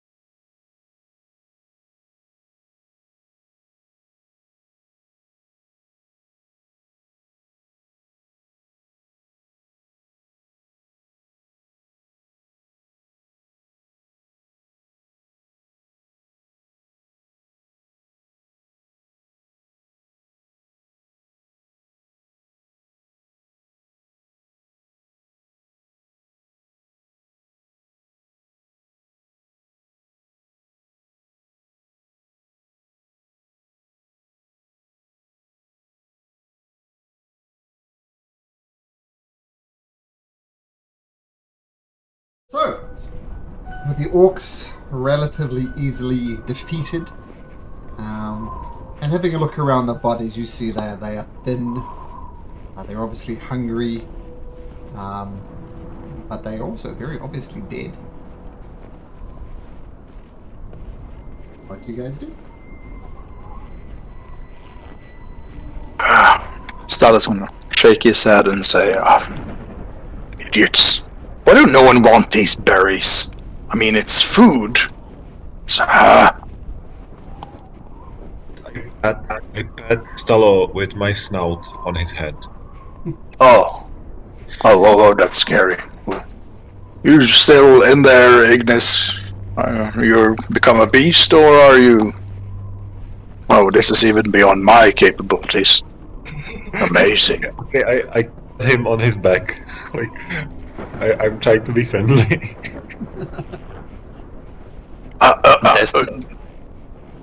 Sorry, you go. Destiny goes to where the good berries fell to the ground and picks them up and eats one, and then goes to the mammoth and feeds him one. Yum, yum, yum. It basically finished.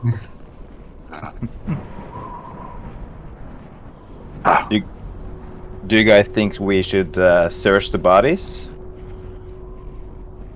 It looked like they had much, and these orcs look emaciated and starving. Who turns down free food? I mean, honestly.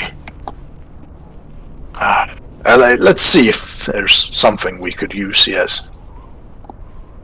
Won't be of use to anyone lying out there in the cold. I'm curious about the headpiece the chief had. Looked interesting. Okay, just a sec. So, I'm gonna cast Detect Magic just to see if anything pings. nothing apart from what you'd expect. Things as magical.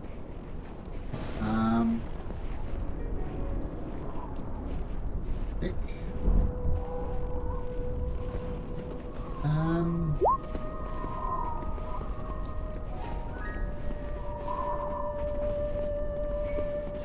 Okay, you search it and you do find a bunch of javelins, a great axe, and these massive chains with the axes on the end.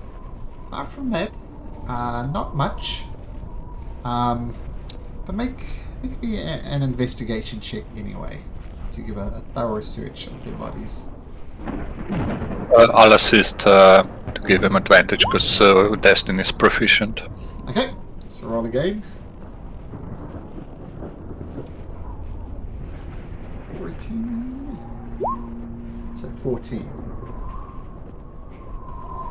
You search through it. You do find some more pieces of. Looks like someone tried to cure it, but did a very, very average job on it. You're not quite sure what the meat is, though, Ogun. You can make me a nature check if you want to work it out. Sure.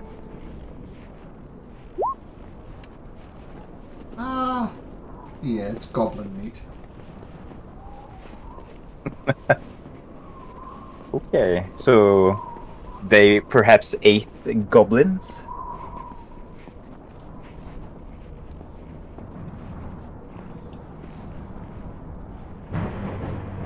But what about the headpiece for the general or the orc in the back?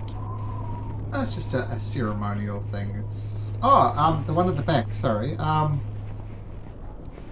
Let me look that up.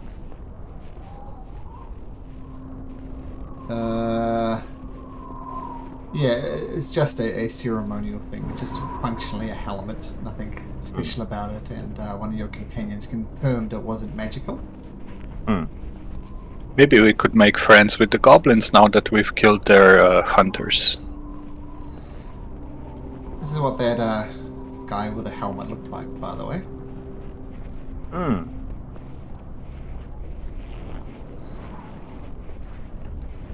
Maybe we should bring the helmet with us as a token of proof that we killed the orcs. Good idea.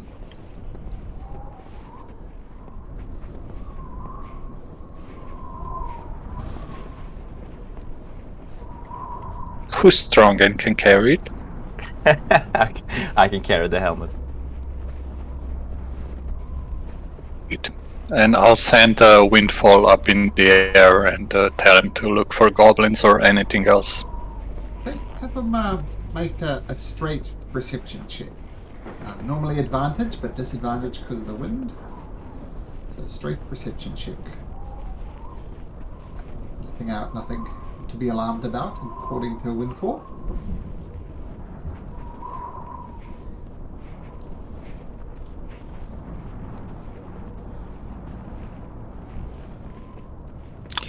Now I'd close down my game. I'll be right back. Sure.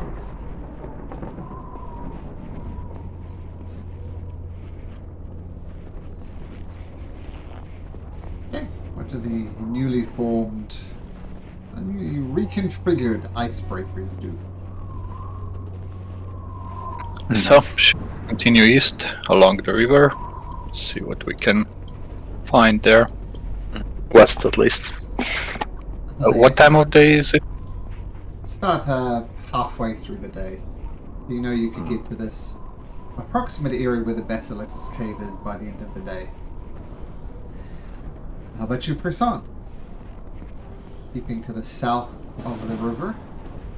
Eventually, just a few hours before the dogs start to tire, Ignis returns back to his Ignis form again, looking slightly awkward as he's walking on his hands and his legs. Quickly rights himself and carries on. And you find yourself in this forest where you, Ogun, suspected they could find some basilisks. What do you do? I'll exit the carts. And then I'll try to walk around the area and try to look for tracks. Okay, make your survival check.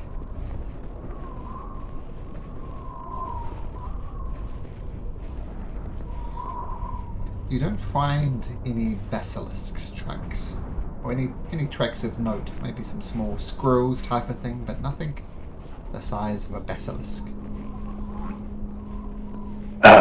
A basilisk, is that a natural occurring beast in the fauna, or is it some kind of outside force, like a wizard created it or something?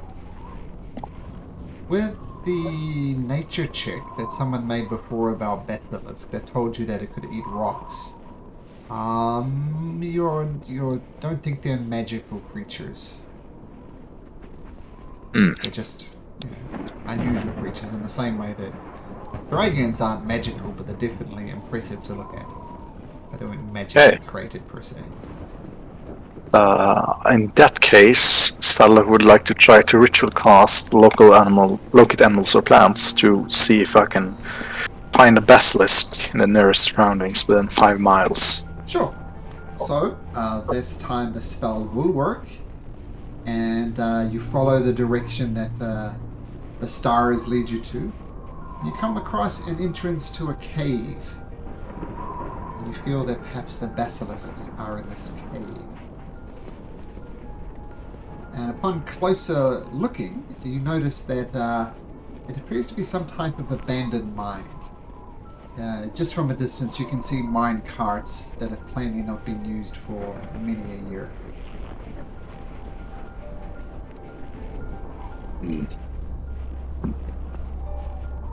Makes sense that the basilisk is in here. It eats stone, rocks, and minerals, does it not? Might be some valuables to find. We can find some diamonds, perhaps. What kind of cave does it look like? Is it like naturally formed, or is there some kind of intervention in nature? Maybe it's looked like some sort of mine? It's definitely a mine, so it's kind of halfway between. It's some natural caves, but there's definitely like, you see like railway tracks for the mining carts to move along. This probably started as a naturally formed cave, and whoever dug this mining system just dug deeper into it.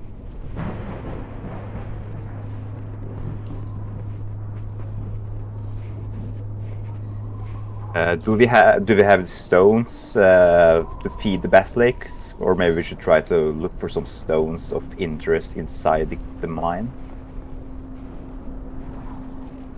I think we should find some way to knock it unconscious and Capture it?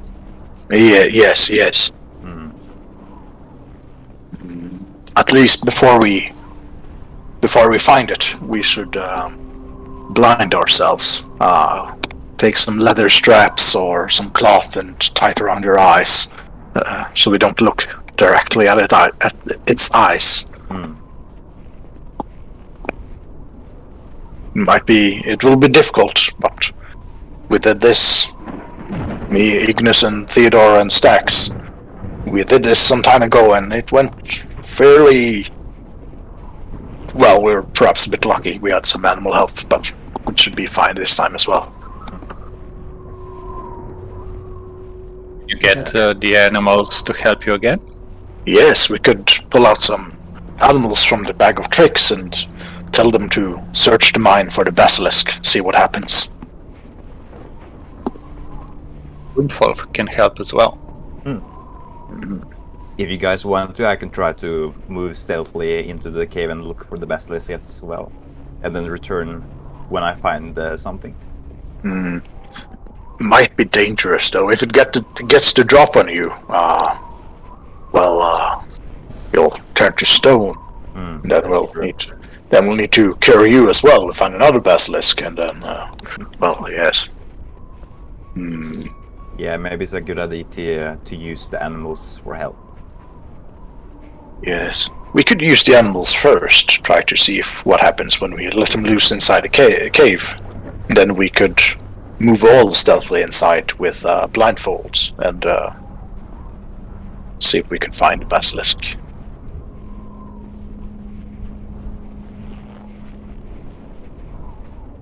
We could have the animals. We could have the animals lead in front of us, unblinded, and we would know if they turn to stone. It would be close to us.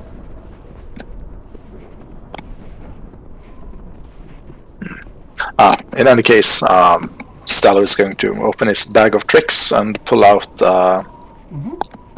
3 animals. Roll me 3d8. 6, 5, 7. That would be a Fine. giant badger, a panther, and a dire wolf. Okay. Okay, got it. What do you guys think? I mean, I just did this, and do you have any other ideas for how to handle this? Could Ignis polymorph it into a monkey, then we make monkey vomit? It's easier than making a basilisk vomit. But would it be monkey vomit or basilisk vomit? Would be monkey vomit. But when the monkey turns back into a basilisk, it would be basilisk vomit then. I don't think so. No. To say. I mean, I'm not the expert. I learned this spell recently, but I don't think it works like this. Oh well. Can anybody put creatures to sleep by any chance? I've heard of a spell that makes them go to sleep, and then we can do whatever we want with it. I can speak with animals. If we want. I doubt a beast like that would just acquiesce to our actions. Would rather just try to kill us. I mean, so what happened with the orcs? I doubt a lesser intelligent creature like a basilisk would agree, unfortunately. Oh, 8-leg drive. Gotta find that miniature. It's pretty cool.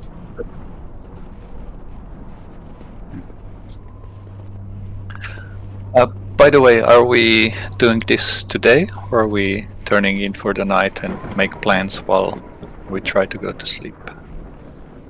It's getting kind of late, isn't it? Yeah, it's late in the day. Yep. I still feel kind of... I mean, I just used a spell. Not much. I should be fine. How about you guys? I'm perfectly refreshed. I'm pretty I felt- okay. I felt cozy when I was in Mammoth. Now I feel a bit cold, but yeah, I can do it.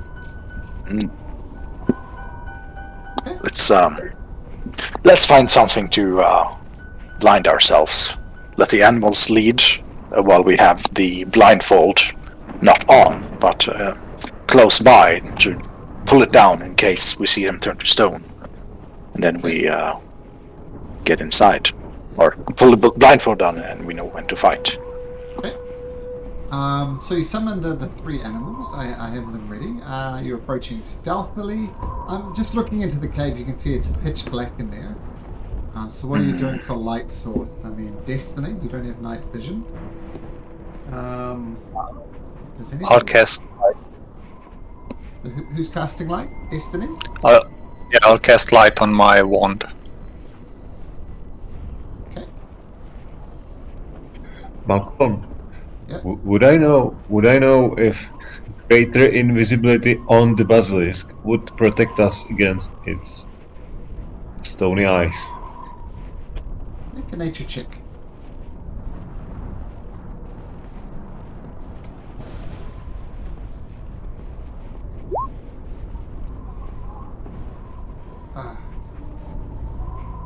Oh, it's 3. I double click, sorry. No idea. I know. But the DM's not saying. So Destiny, you Yeah. cast light on yourself. Yeah. You'll see in there, and Ogun, I don't think you have natural dark vision, do you? No, I don't. How far is the light source reaching? It's 20 feet based on Destiny, based on where Destiny is standing. 20 feet bright light, 20 feet dim light. Okay. Okay. Yeah. 40 feet.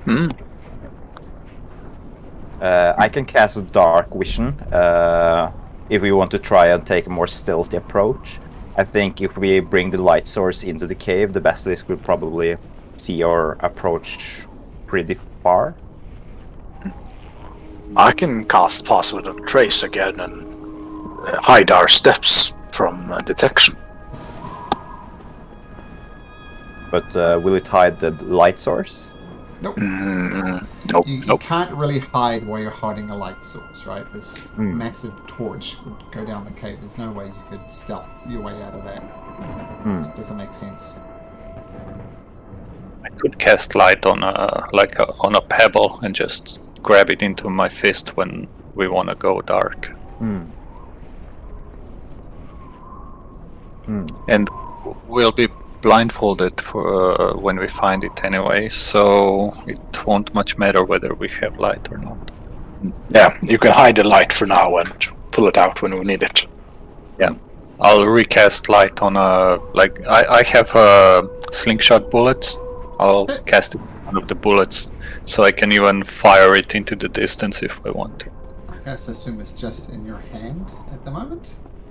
Yes. Ogan, you mentioned dark vision. Are you going to cast that, or are you going to rely on this light? I think I'm as of now. I think I'm gonna rely on the light.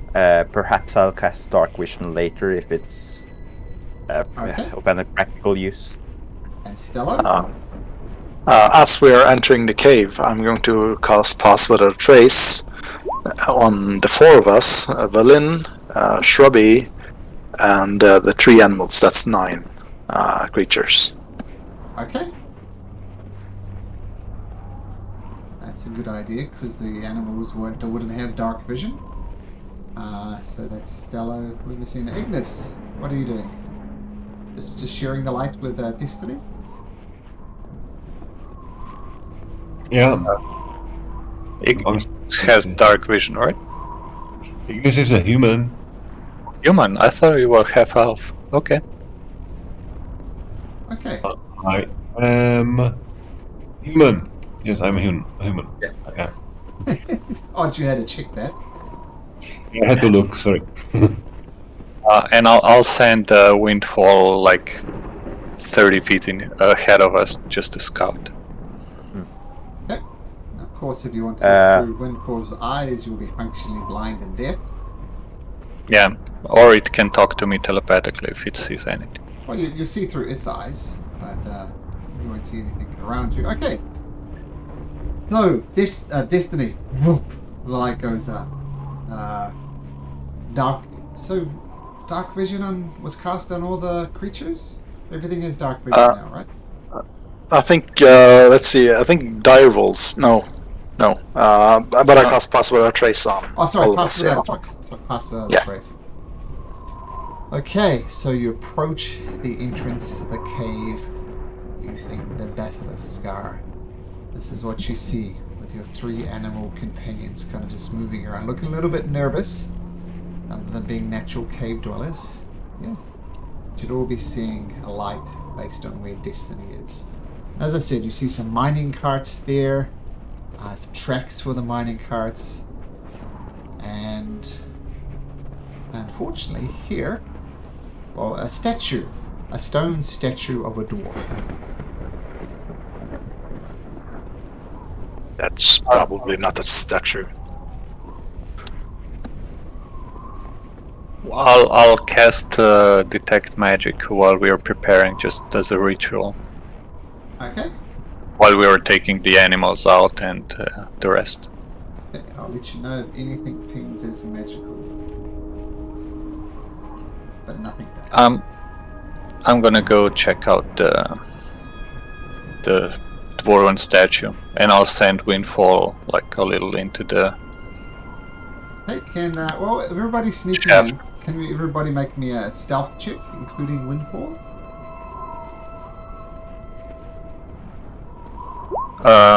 Did you cast Pass Without a Trace on Windfall as well?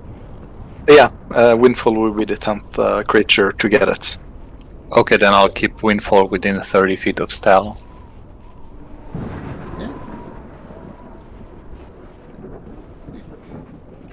Yeah. By the way, you just rolled a natural 1, which means you get bountiful luck. Just as you start to trip on the railway tracks, I'll wish you made it over the track okay, and it just happens to help, and you can reroll that natural 1. Ooh! Nice! That's nice. Ah, that's better. Okay, just everybody hold there for just a second. I'm just getting organized here. I don't want you moving around just yet.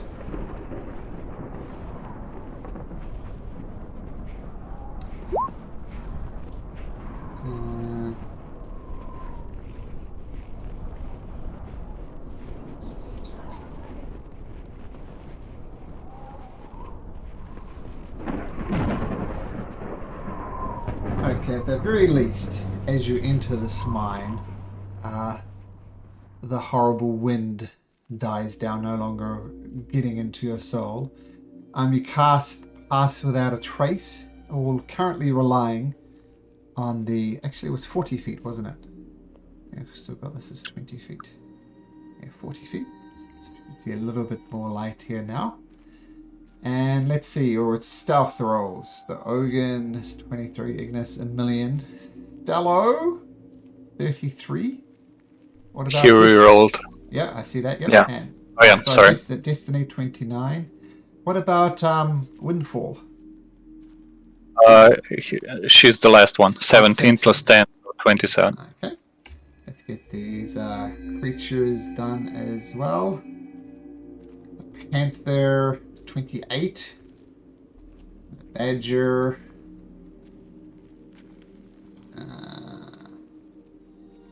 Badger not quite as stealthy.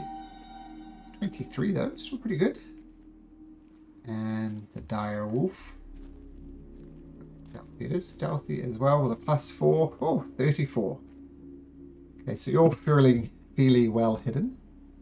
Now the owl has dark vision, right?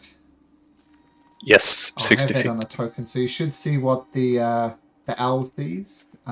Destiny. Oh, it actually has 120 feet of dark vision. But are you seeing down this corridor?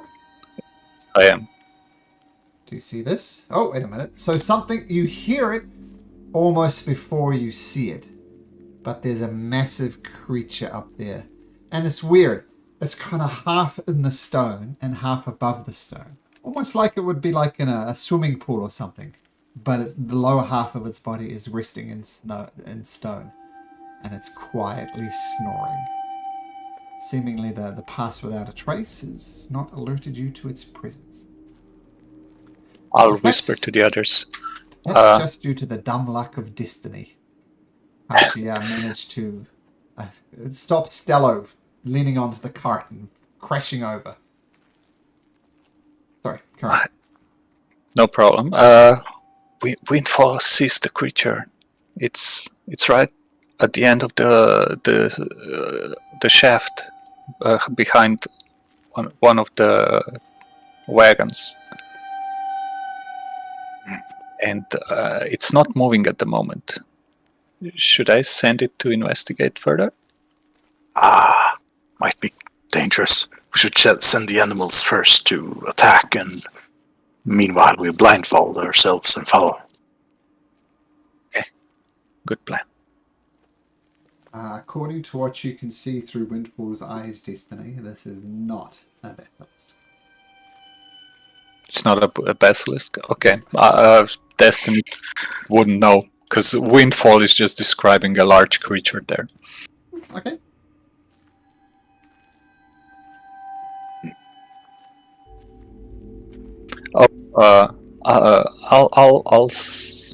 Well, we're not expecting anything but basilisks. Hmm. Let me hold on to me. I'll share senses with the Windfall. I'll look through its eyes and I'll go check what's happening. Okay.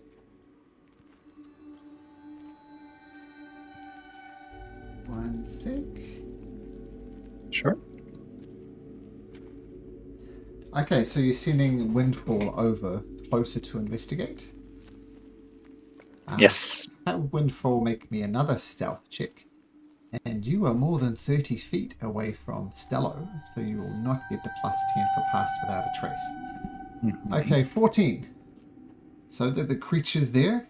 You need to get closer to learn more about it. It appears to be sleeping. Would Destiny know what that is? Make a nature check.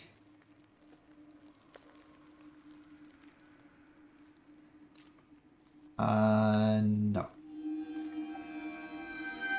Okay. As Windfall gets a Yeah, bit I'll- closer, she's moving closer. Actually, I meant to pull it back, but if you're doing anything, I am. Okay, fine. So I'll as wait there. Windfall there, she flaps her wings, and one of her wings hits a small rock. The small rock hits a medium rock, but it's a big rock, and the rock starts crashing down and screeching. Wakes it up. At a passive perception of 16. 14 does not do it. And it sees Windfall. Both it and Windfall can roll initiative. See if Windfall basically gets eaten or not. So let's bring up initiative. He rolls a 2. Damn it! 6. As this could turn into a chase situation now, can everybody roll me initiative, please? Including Valine. By the way, can I use my lucky feet on my familiar's rolls or just mine? Whenever you make an attack roll, you are not technically making the attack roll, so I'm going to say no. Yeah, attack roll, ability check, or saving throw. But yeah, okay. So we've got the panther, the badger, and the wolf, and Valine. Okay. So, as Windfall makes a tactically wrong move, this giant creature emerges from it and looks to lunge towards Windfall. Keep in mind that the rest of you cannot see it, but you hear a creature awake. What does Stello do?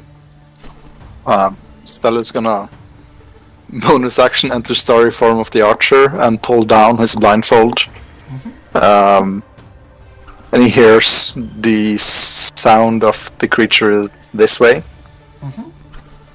He's gonna try to shoot at it blindfolded. If that's possible. You can certainly try, but you're more or less firing an arrow down a shaft, hoping that it hits something. Yep. Oh, sorry.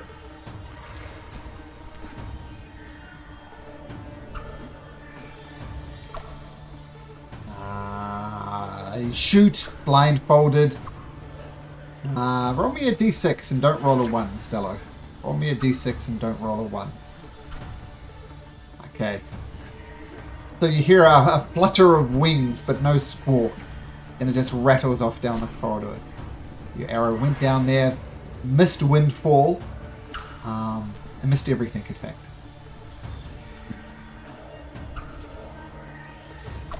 Do I know if the sound is similar to the beast we fought earlier? The basilisk in the upside down tower? Nature check. Oh, Not 100% sure. Is that your turn, just gonna say. Yeah, I just gonna say, oh, blindfold set ready, it might be the basilisk. Okay. Ogun, you're in the same situation, and you can see the light radius that's emanating from Destiny, but you don't see it, but you do hear it coming from the corridor to the east. Do I see any kind of tracks leading into the hallway? That looks somewhat familiar to me. Make your survival check.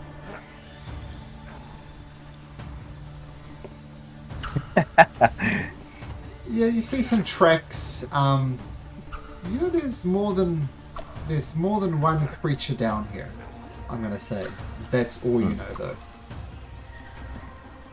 I think I'm gonna pull out my greatsword and just step up behind Stal and wait for a better opportunity. So if you see a hostile creature that comes up next to you, you'll whack it with your sword. Yeah. Okay, cool. So getting ready, bracing, not knowing what to come. Destiny.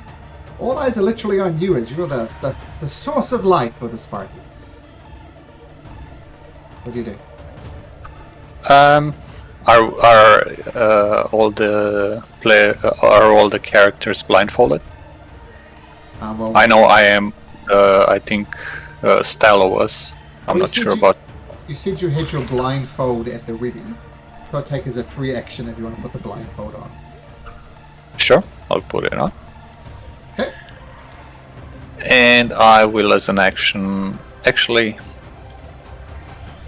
Okay. I will step a little forward and cast Mind Sliver. Sorry. Now, one quick note. Yep. When you're blinded with a blindfold like that, you can still kind of technically see, because you can hear. You can use like variations of echolocation to try and work out things. So that's how we'll do it, but I am going to reduce the light source coming off you reduce it back to 20 feet as you're kind of squinting through it. I think that's a fair compromise. And so you're sending Mind Sliver.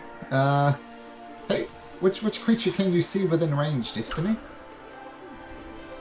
Oh, because of Windfall, I can see the whole hallway. Let me think. Yeah. I mean, if it's 20 feet, then I can't see to the end of the hallway. I can just see my characters. But Just thinking. So with Windfall, can't you use your action to look through its eyes? I'll tell you what, since you saw through Windfall, you go back to see through your own eyes and you've got an approximate location where this thing is. I'll give it advantage on its spell save. Okay, cool.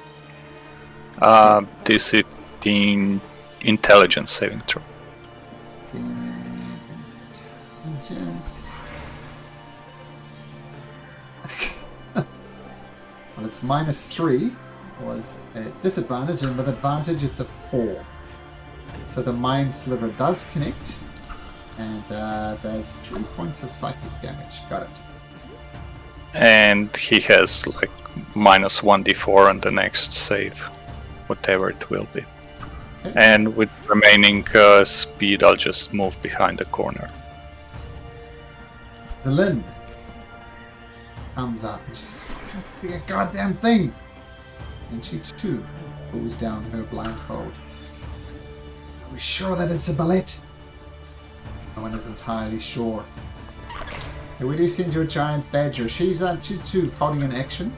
I'm gonna cast a spell if she sees the creature. Giant badger? What's a giant badger doing? I think rushing down the corridor. Let's see how much movement does it have? 30. 30. 5, 10, 15. 30. Just badgering down the corridor, trying to attack the basilisk or wherever it is. It gets out of the light range of Destiny, effectively running blind at the moment. Ignis. I give Bardic Inspiration to... Well... Badger. Yeah, Badger would be great, right? Stello. I get Bardic Inspiration to Stello. Thank you. What's your Bardic Inspiration now? It's a D8? A D- A D8? yes. Okay, cool. And I do nothing because I don't see anything. By the way, the badger has 30 feet of dark vision.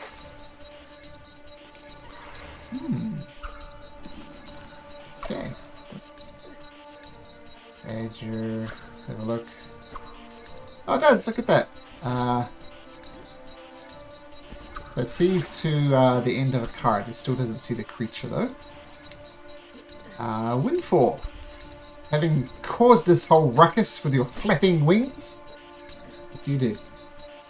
Windfall will go to the bullet or whatever the creature is. He doesn't know. If she doesn't know, Okay. I'll eventually decide whether it's a she or a he. And it will perform an 8 action and then fly back. Okay. And it has a flyby attack, so it doesn't provoke attacks of opportunity. Well, I wouldn't ever take a familiar that's not an owl. It just seems, plus it seemed appropriate to the campaign, I guess. Okay, so Snow Windfall owl. comes, kind of gets up in the bullet's face, and the next attack against it will be advantage. Assuming it doesn't come back to Windfalls before you've attacked it. Panther! The Panther, let's check its stats. Its base movement is 50, but it does not have dark vision.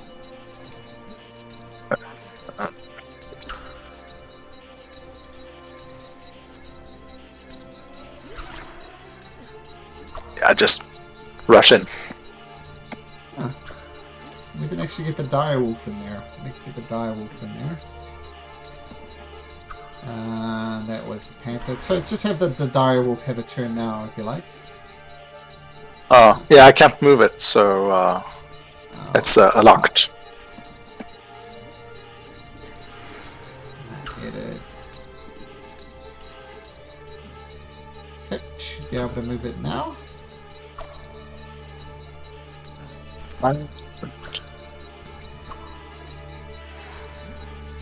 40 movement it is, or Movement speed for a direwolf is 50. Okay, so about here, I'd say. Okay. So that was the direwolf's turn from before. That was the windfall. That's okay. Now it's the creature's turn. Let's see.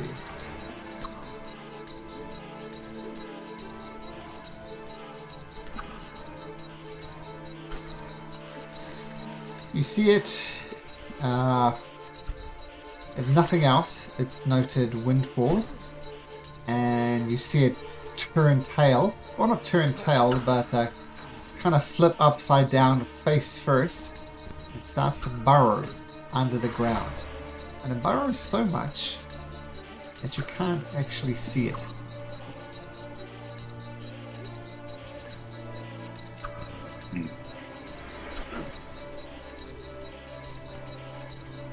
Windfall says it just burrowed. Can Hello. basilisks? Once again, with their previous nature reeks, you know that whatever this is, it's not a basilisk. Oh, actually. Okay. Wait a sec. Wait 1 second. And basilisk, because they do eat rock. You have not heard of them. They like to eat rocks, but they haven't been seen digging into rock. So you're thinking, whatever this is, it's not a basilisk. Can I just, as a free action, say I don't think it's a basilisk?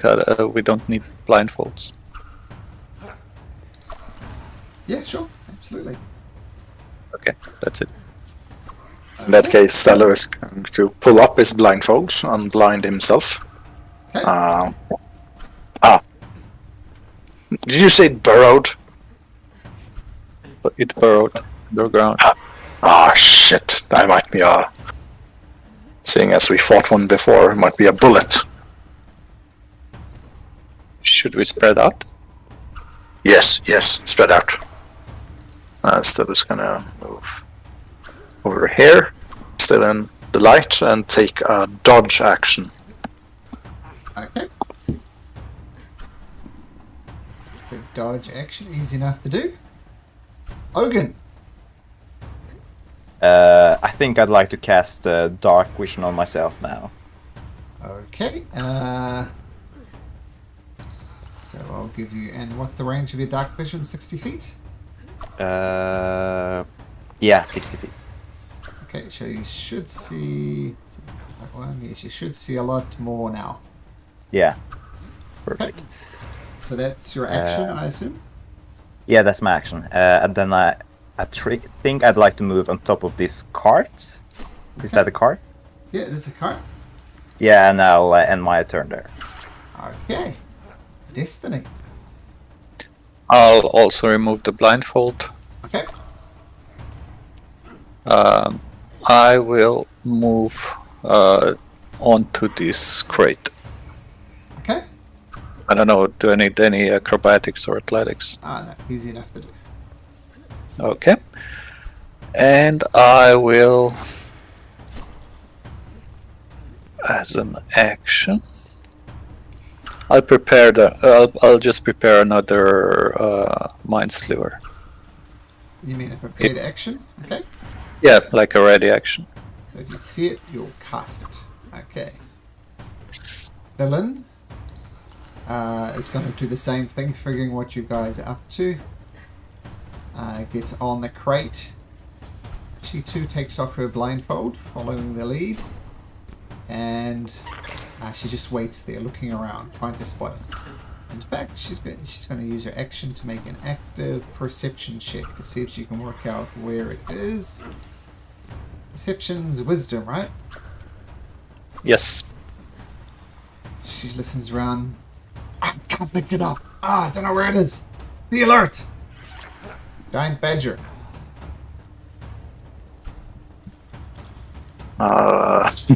Let's see which. I can't see that. This one must be the badger. This one here, yeah.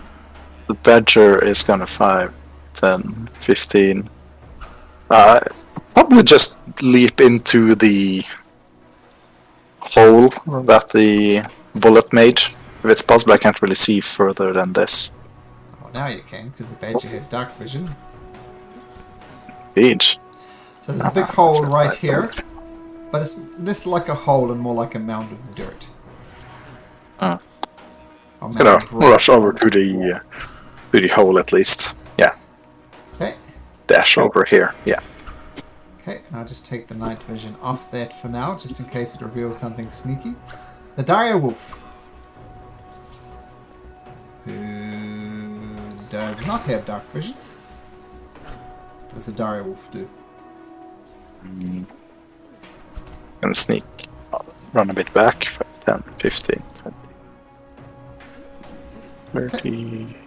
Over here. Yeah. Alright, Ignis. Okay, I'll trust whoever was it, Destiny or Stella, saying that it's not Basilisk. Can I take off the blindfold? Yep, just a free action for that. Slip it above your eyes.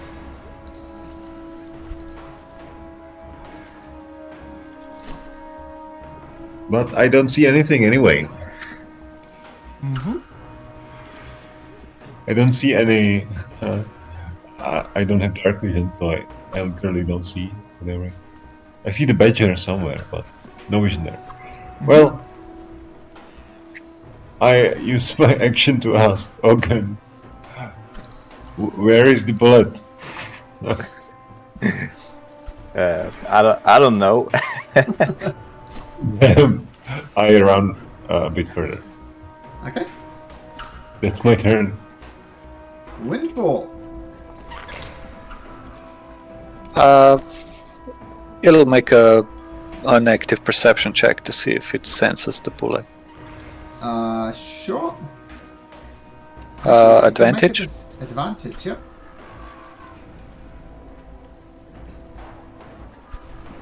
No. Not sure where it is.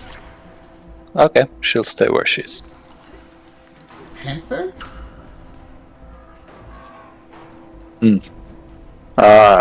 Yes, the panther would try to return with the dire wolf. Over here? Yeah.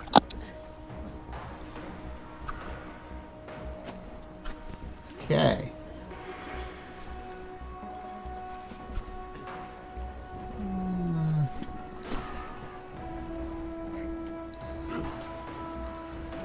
Okay. So, not from the side of the thing, but from above you, the bullet comes crashing through, apparently having gone upwards while it was burrowing, comes crashing down. And let's resolve the prepared actions first. So, Destiny, you're doing Mind Spike, Yeah, Mind Sliver. and it's going to get a minus d4 for this, for its intelligence save. So for its intelligence save, oh, the intelligence button.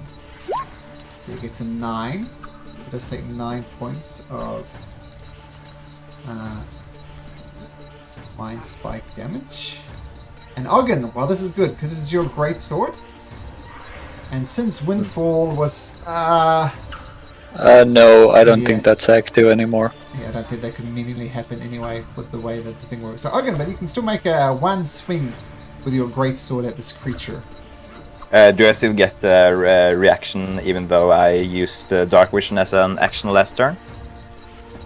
Oh, that's true. You do not. Hmm. So I don't think you get a swing. Okay, that's a good point. Thanks for pointing that out. So this thing comes crashing down and lands with a almighty thud. I need Stello.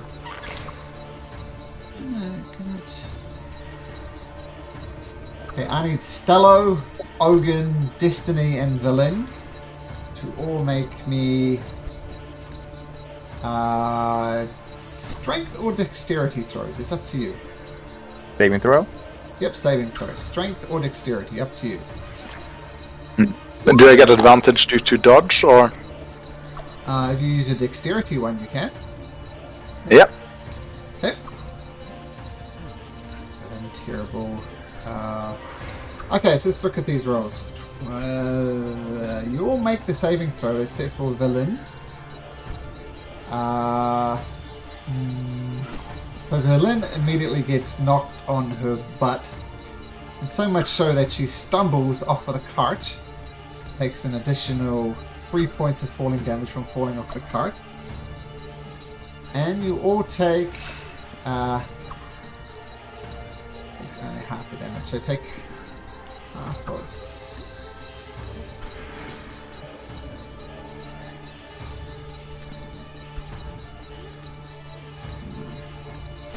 6 plus 8. So, half of this is bludgeoning damage, half of it is its creature just clawing into you. So everybody takes 15 points of damage, except for Villain, who takes a full 30 points of damage. So crashes down and starts burrowing in this wall here. Oh, that maybe wasn't the smartest. Should bury straight downwards, but Destiny, Ogun, and Stello can have an attack of opportunity.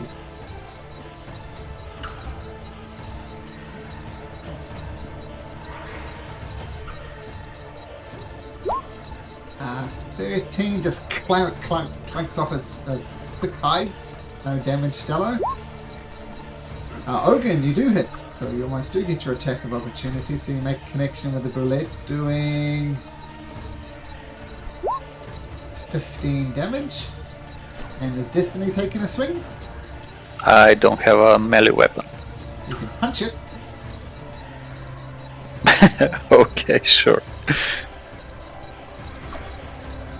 I'll just roll a d20, and if it's a dexterity attack, it's a +7. Okay. So that does hit. What's your strength modifier, Destiny? What? Oh, I still have a whisper on those. Sorry. My strength modifier is 0. Okay, so you do 1 point of damage. So you go, and thump it. That's its turn. That hurt me more than it hurt you. And it disappears into the rock once again. Stella. Did it go down, or can I see it from here? But it leaves a pile of gravel behind it. It's not like a hole you can necessarily follow. You could follow it, but it's going to take a long time to start digging through this gravel. No trivial matter to move gravel. In that case, Stella's going to move a bit back here. Just for notice, in starry form, he has 10 feet of bright light and 10 feet additional of dim light. Okay. If that happens, if something happens over here. Just gives you 20 feet of bright light in your starry form. You get a little bit more vision for those who need it. Nice. And he's going to hold guiding bolt at 4th level. Okay. No, yeah. Okay, got it. 4th level guiding bolt. Okay. Ogun.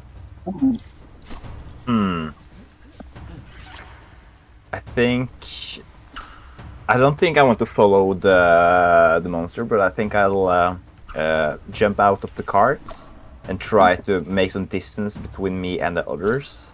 Okay. And then ready my sword in case the blade comes within my range. Got it. Okay, so sitting there just waiting for it to appear, sword drawn. Destiny.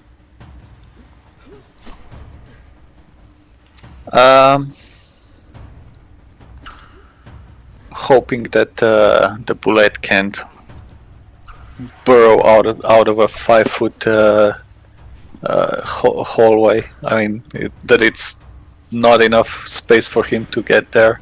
I'll just move into this hallway and prepare another mind sliver. A villain will prepare her wand of magic missiles, and she'll kind of swing up here onto this crate. She stands up first, looked a little bit silly last time, and she prepares. I'm going to have all the animals just prepare an action. So that if the creature moves near them, they're going to make an attack. Okay, does that sound fair? Yeah. Okay. Ignis. I prepare an action. As soon as I see the bullet, I cast Dissonant Whispers on it. Okay. Windfall? I guess it would move over here and do an active perception check again. Okay. Make an active perception check. 6. Still can't pick up where it is. It makes it with advantage, right? Even with a 16. Okay, yeah. Okay. Right. Coming out of the passageway just in front of you, the bullet appears right next to Destiny there. So Villain can't see it for her magic missile. Like nobody can except Ignis, who had your guiding bolt. Let's just roll again for your guiding bolt. Oh yeah, just, let's see. Guiding bolt at 4th level.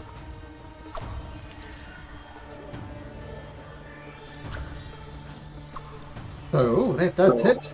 Bumps into the creature. And until the start of your next turn, somebody might get advantage on it. But, so that's all the prepared actions that can happen. It comes out, it does take a swipe at Destiny. This tries to bite her. Did my Mind Sliver go off as well? Whose Mind Sliver was that, sorry? Mine, Destiny's. Oh, I guess it would. Yes, you're right.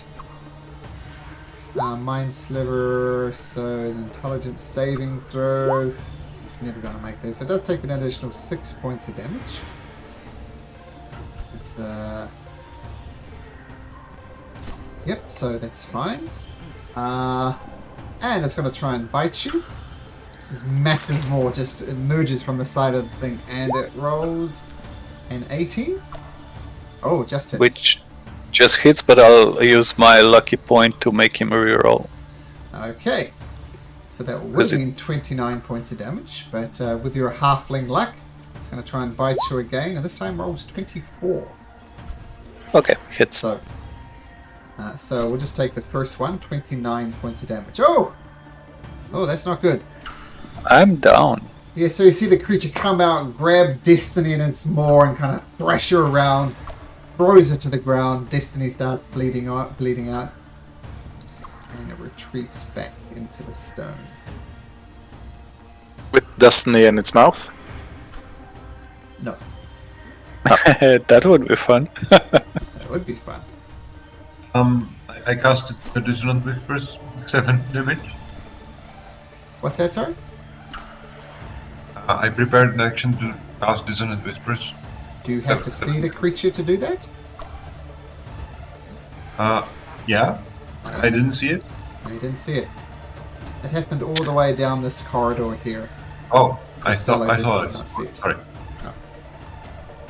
So Stella, you hear a scream. Well, And- except Destiny had light on her position. Yeah, but just the angles involved. I mean, I can see Oh, what Stella yeah. can see. It's down this end of this corridor down here. Stella, even if he had perfect vision, he still couldn't see it. No, I think it was Ignis that was asking. Oh, Ignis. Oh, No, Ignis. not Stella, Ignis. Oh, sorry. Who cast, Oh, Stello, I'm going to take that all the way back. You don't see the creature to cast it. I was getting Stello confused. Okay, that's okay. So I'm going to give some... So yes, you can cast your Dissonant Whispers, but I'm going to give us its 26 hit points back. And the the Mind Sliver, sorry, from Ignis absolutely does go off. It needs to make a Wisdom saving throw for that. And it rolls an 18. Does it take half? Yes. Good job me, I removed your super damage and gave it my small damage. So I got Ignis and Stello confused. Stello couldn't see for Guiding Bolt, but Ignis actually could. But regardless, it comes off, some prepared actions goes off, Destiny just gets absolutely munched by this thing, thrashes around, throws it to the ground, then retreats back into the rock. Stello. I guess I would have heard Destiny scream out. Yep. From here. Yep. Then it's going to 5, 10, 15, 20, 25, and cast, let's see, Healing Word rank 3 on Destiny. Okay.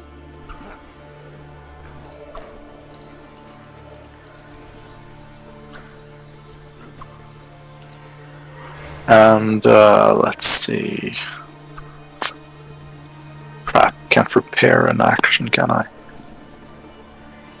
Oh, you can, because that was just your bonus action for Healing Word. You still have your action left.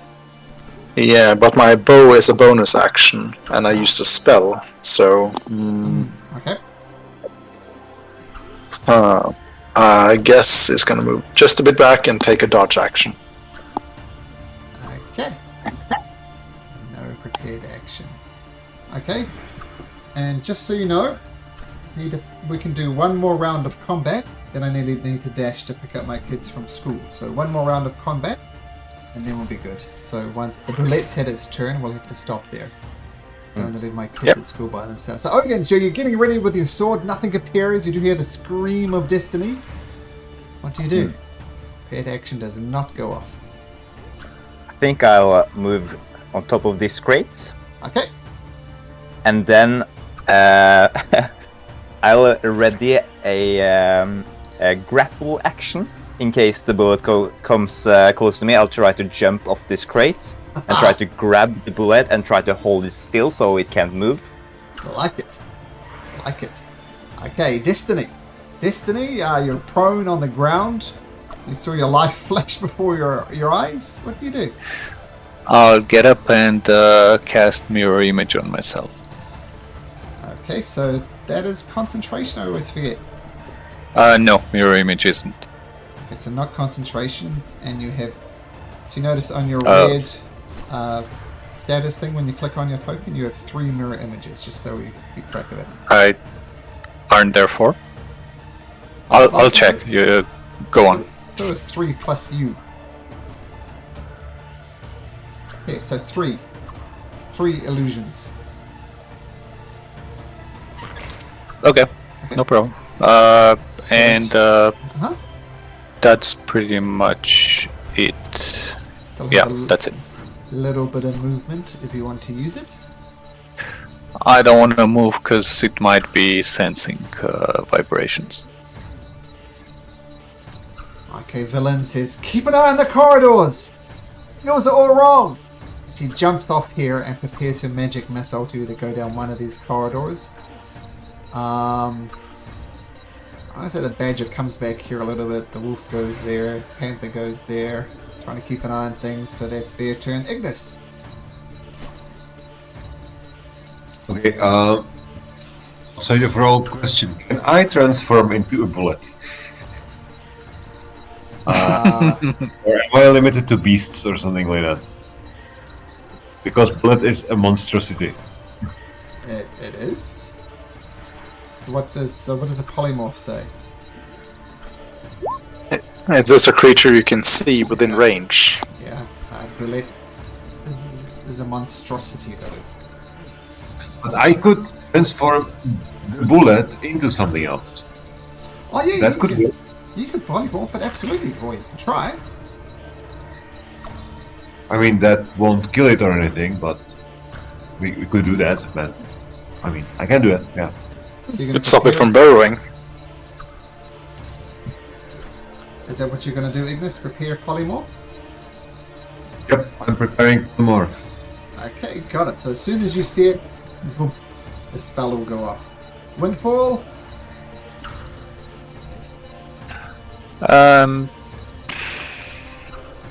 Nothing, just the usual perception check. Okay. So now it's... That's it. Okay.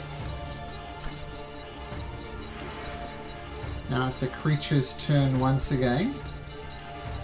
And it bursts out from the ceiling and lands right between everybody here. So, let's go do Ogun first. So you're going to try and attempt to grapple this creature. Yeah. So make an athletics or an acrobatics check.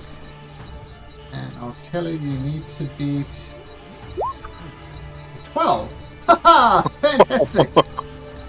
So as this creature emerges, Ogun leaps off the crate, lands on this thing and holds it in place. I think thrashes around, tries to get out of the way, but it's not moving. Who else? What was Stello? Stello wasn't preparing, he's dodging, so he can do nothing. Yep. Ignis. Ignis. So you're casting a polymorph? Now, are you still casting the polymorph given that it's grappled? It's up to you. I mean, if it's grappled, we can just attack it and destroy it. No, I'm not casting it. I'm Okay. stopping. So that's wasted effectively. Okay, but the creature...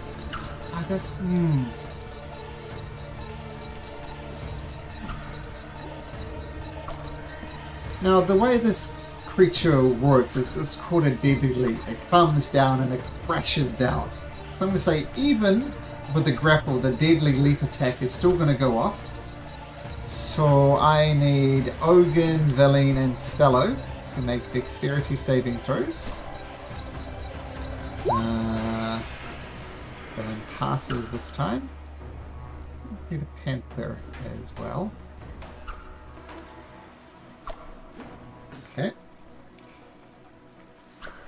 So let's see. So what was DC? Everybody makes it. Everybody half of D6 plus 6. Everybody takes 15 points of damage, including the Panther. Including the 14, right? Oh, sorry, you're Isn't right. it 14. 14, you're right. Roll down. Get an extra hit point back there.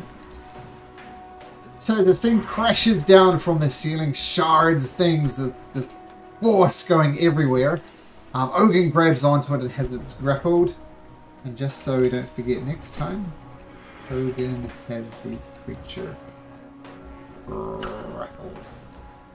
Okay, but thanks for joining us, but I do need to dash. Plus the school is calling me for some reason. So we'll see you next week, guys. Ooh. Okay. Take care. Have Bye-bye. fun. Good session, Malcolm. Bye. Thanks. Bye. Hello. Hi, how's it going?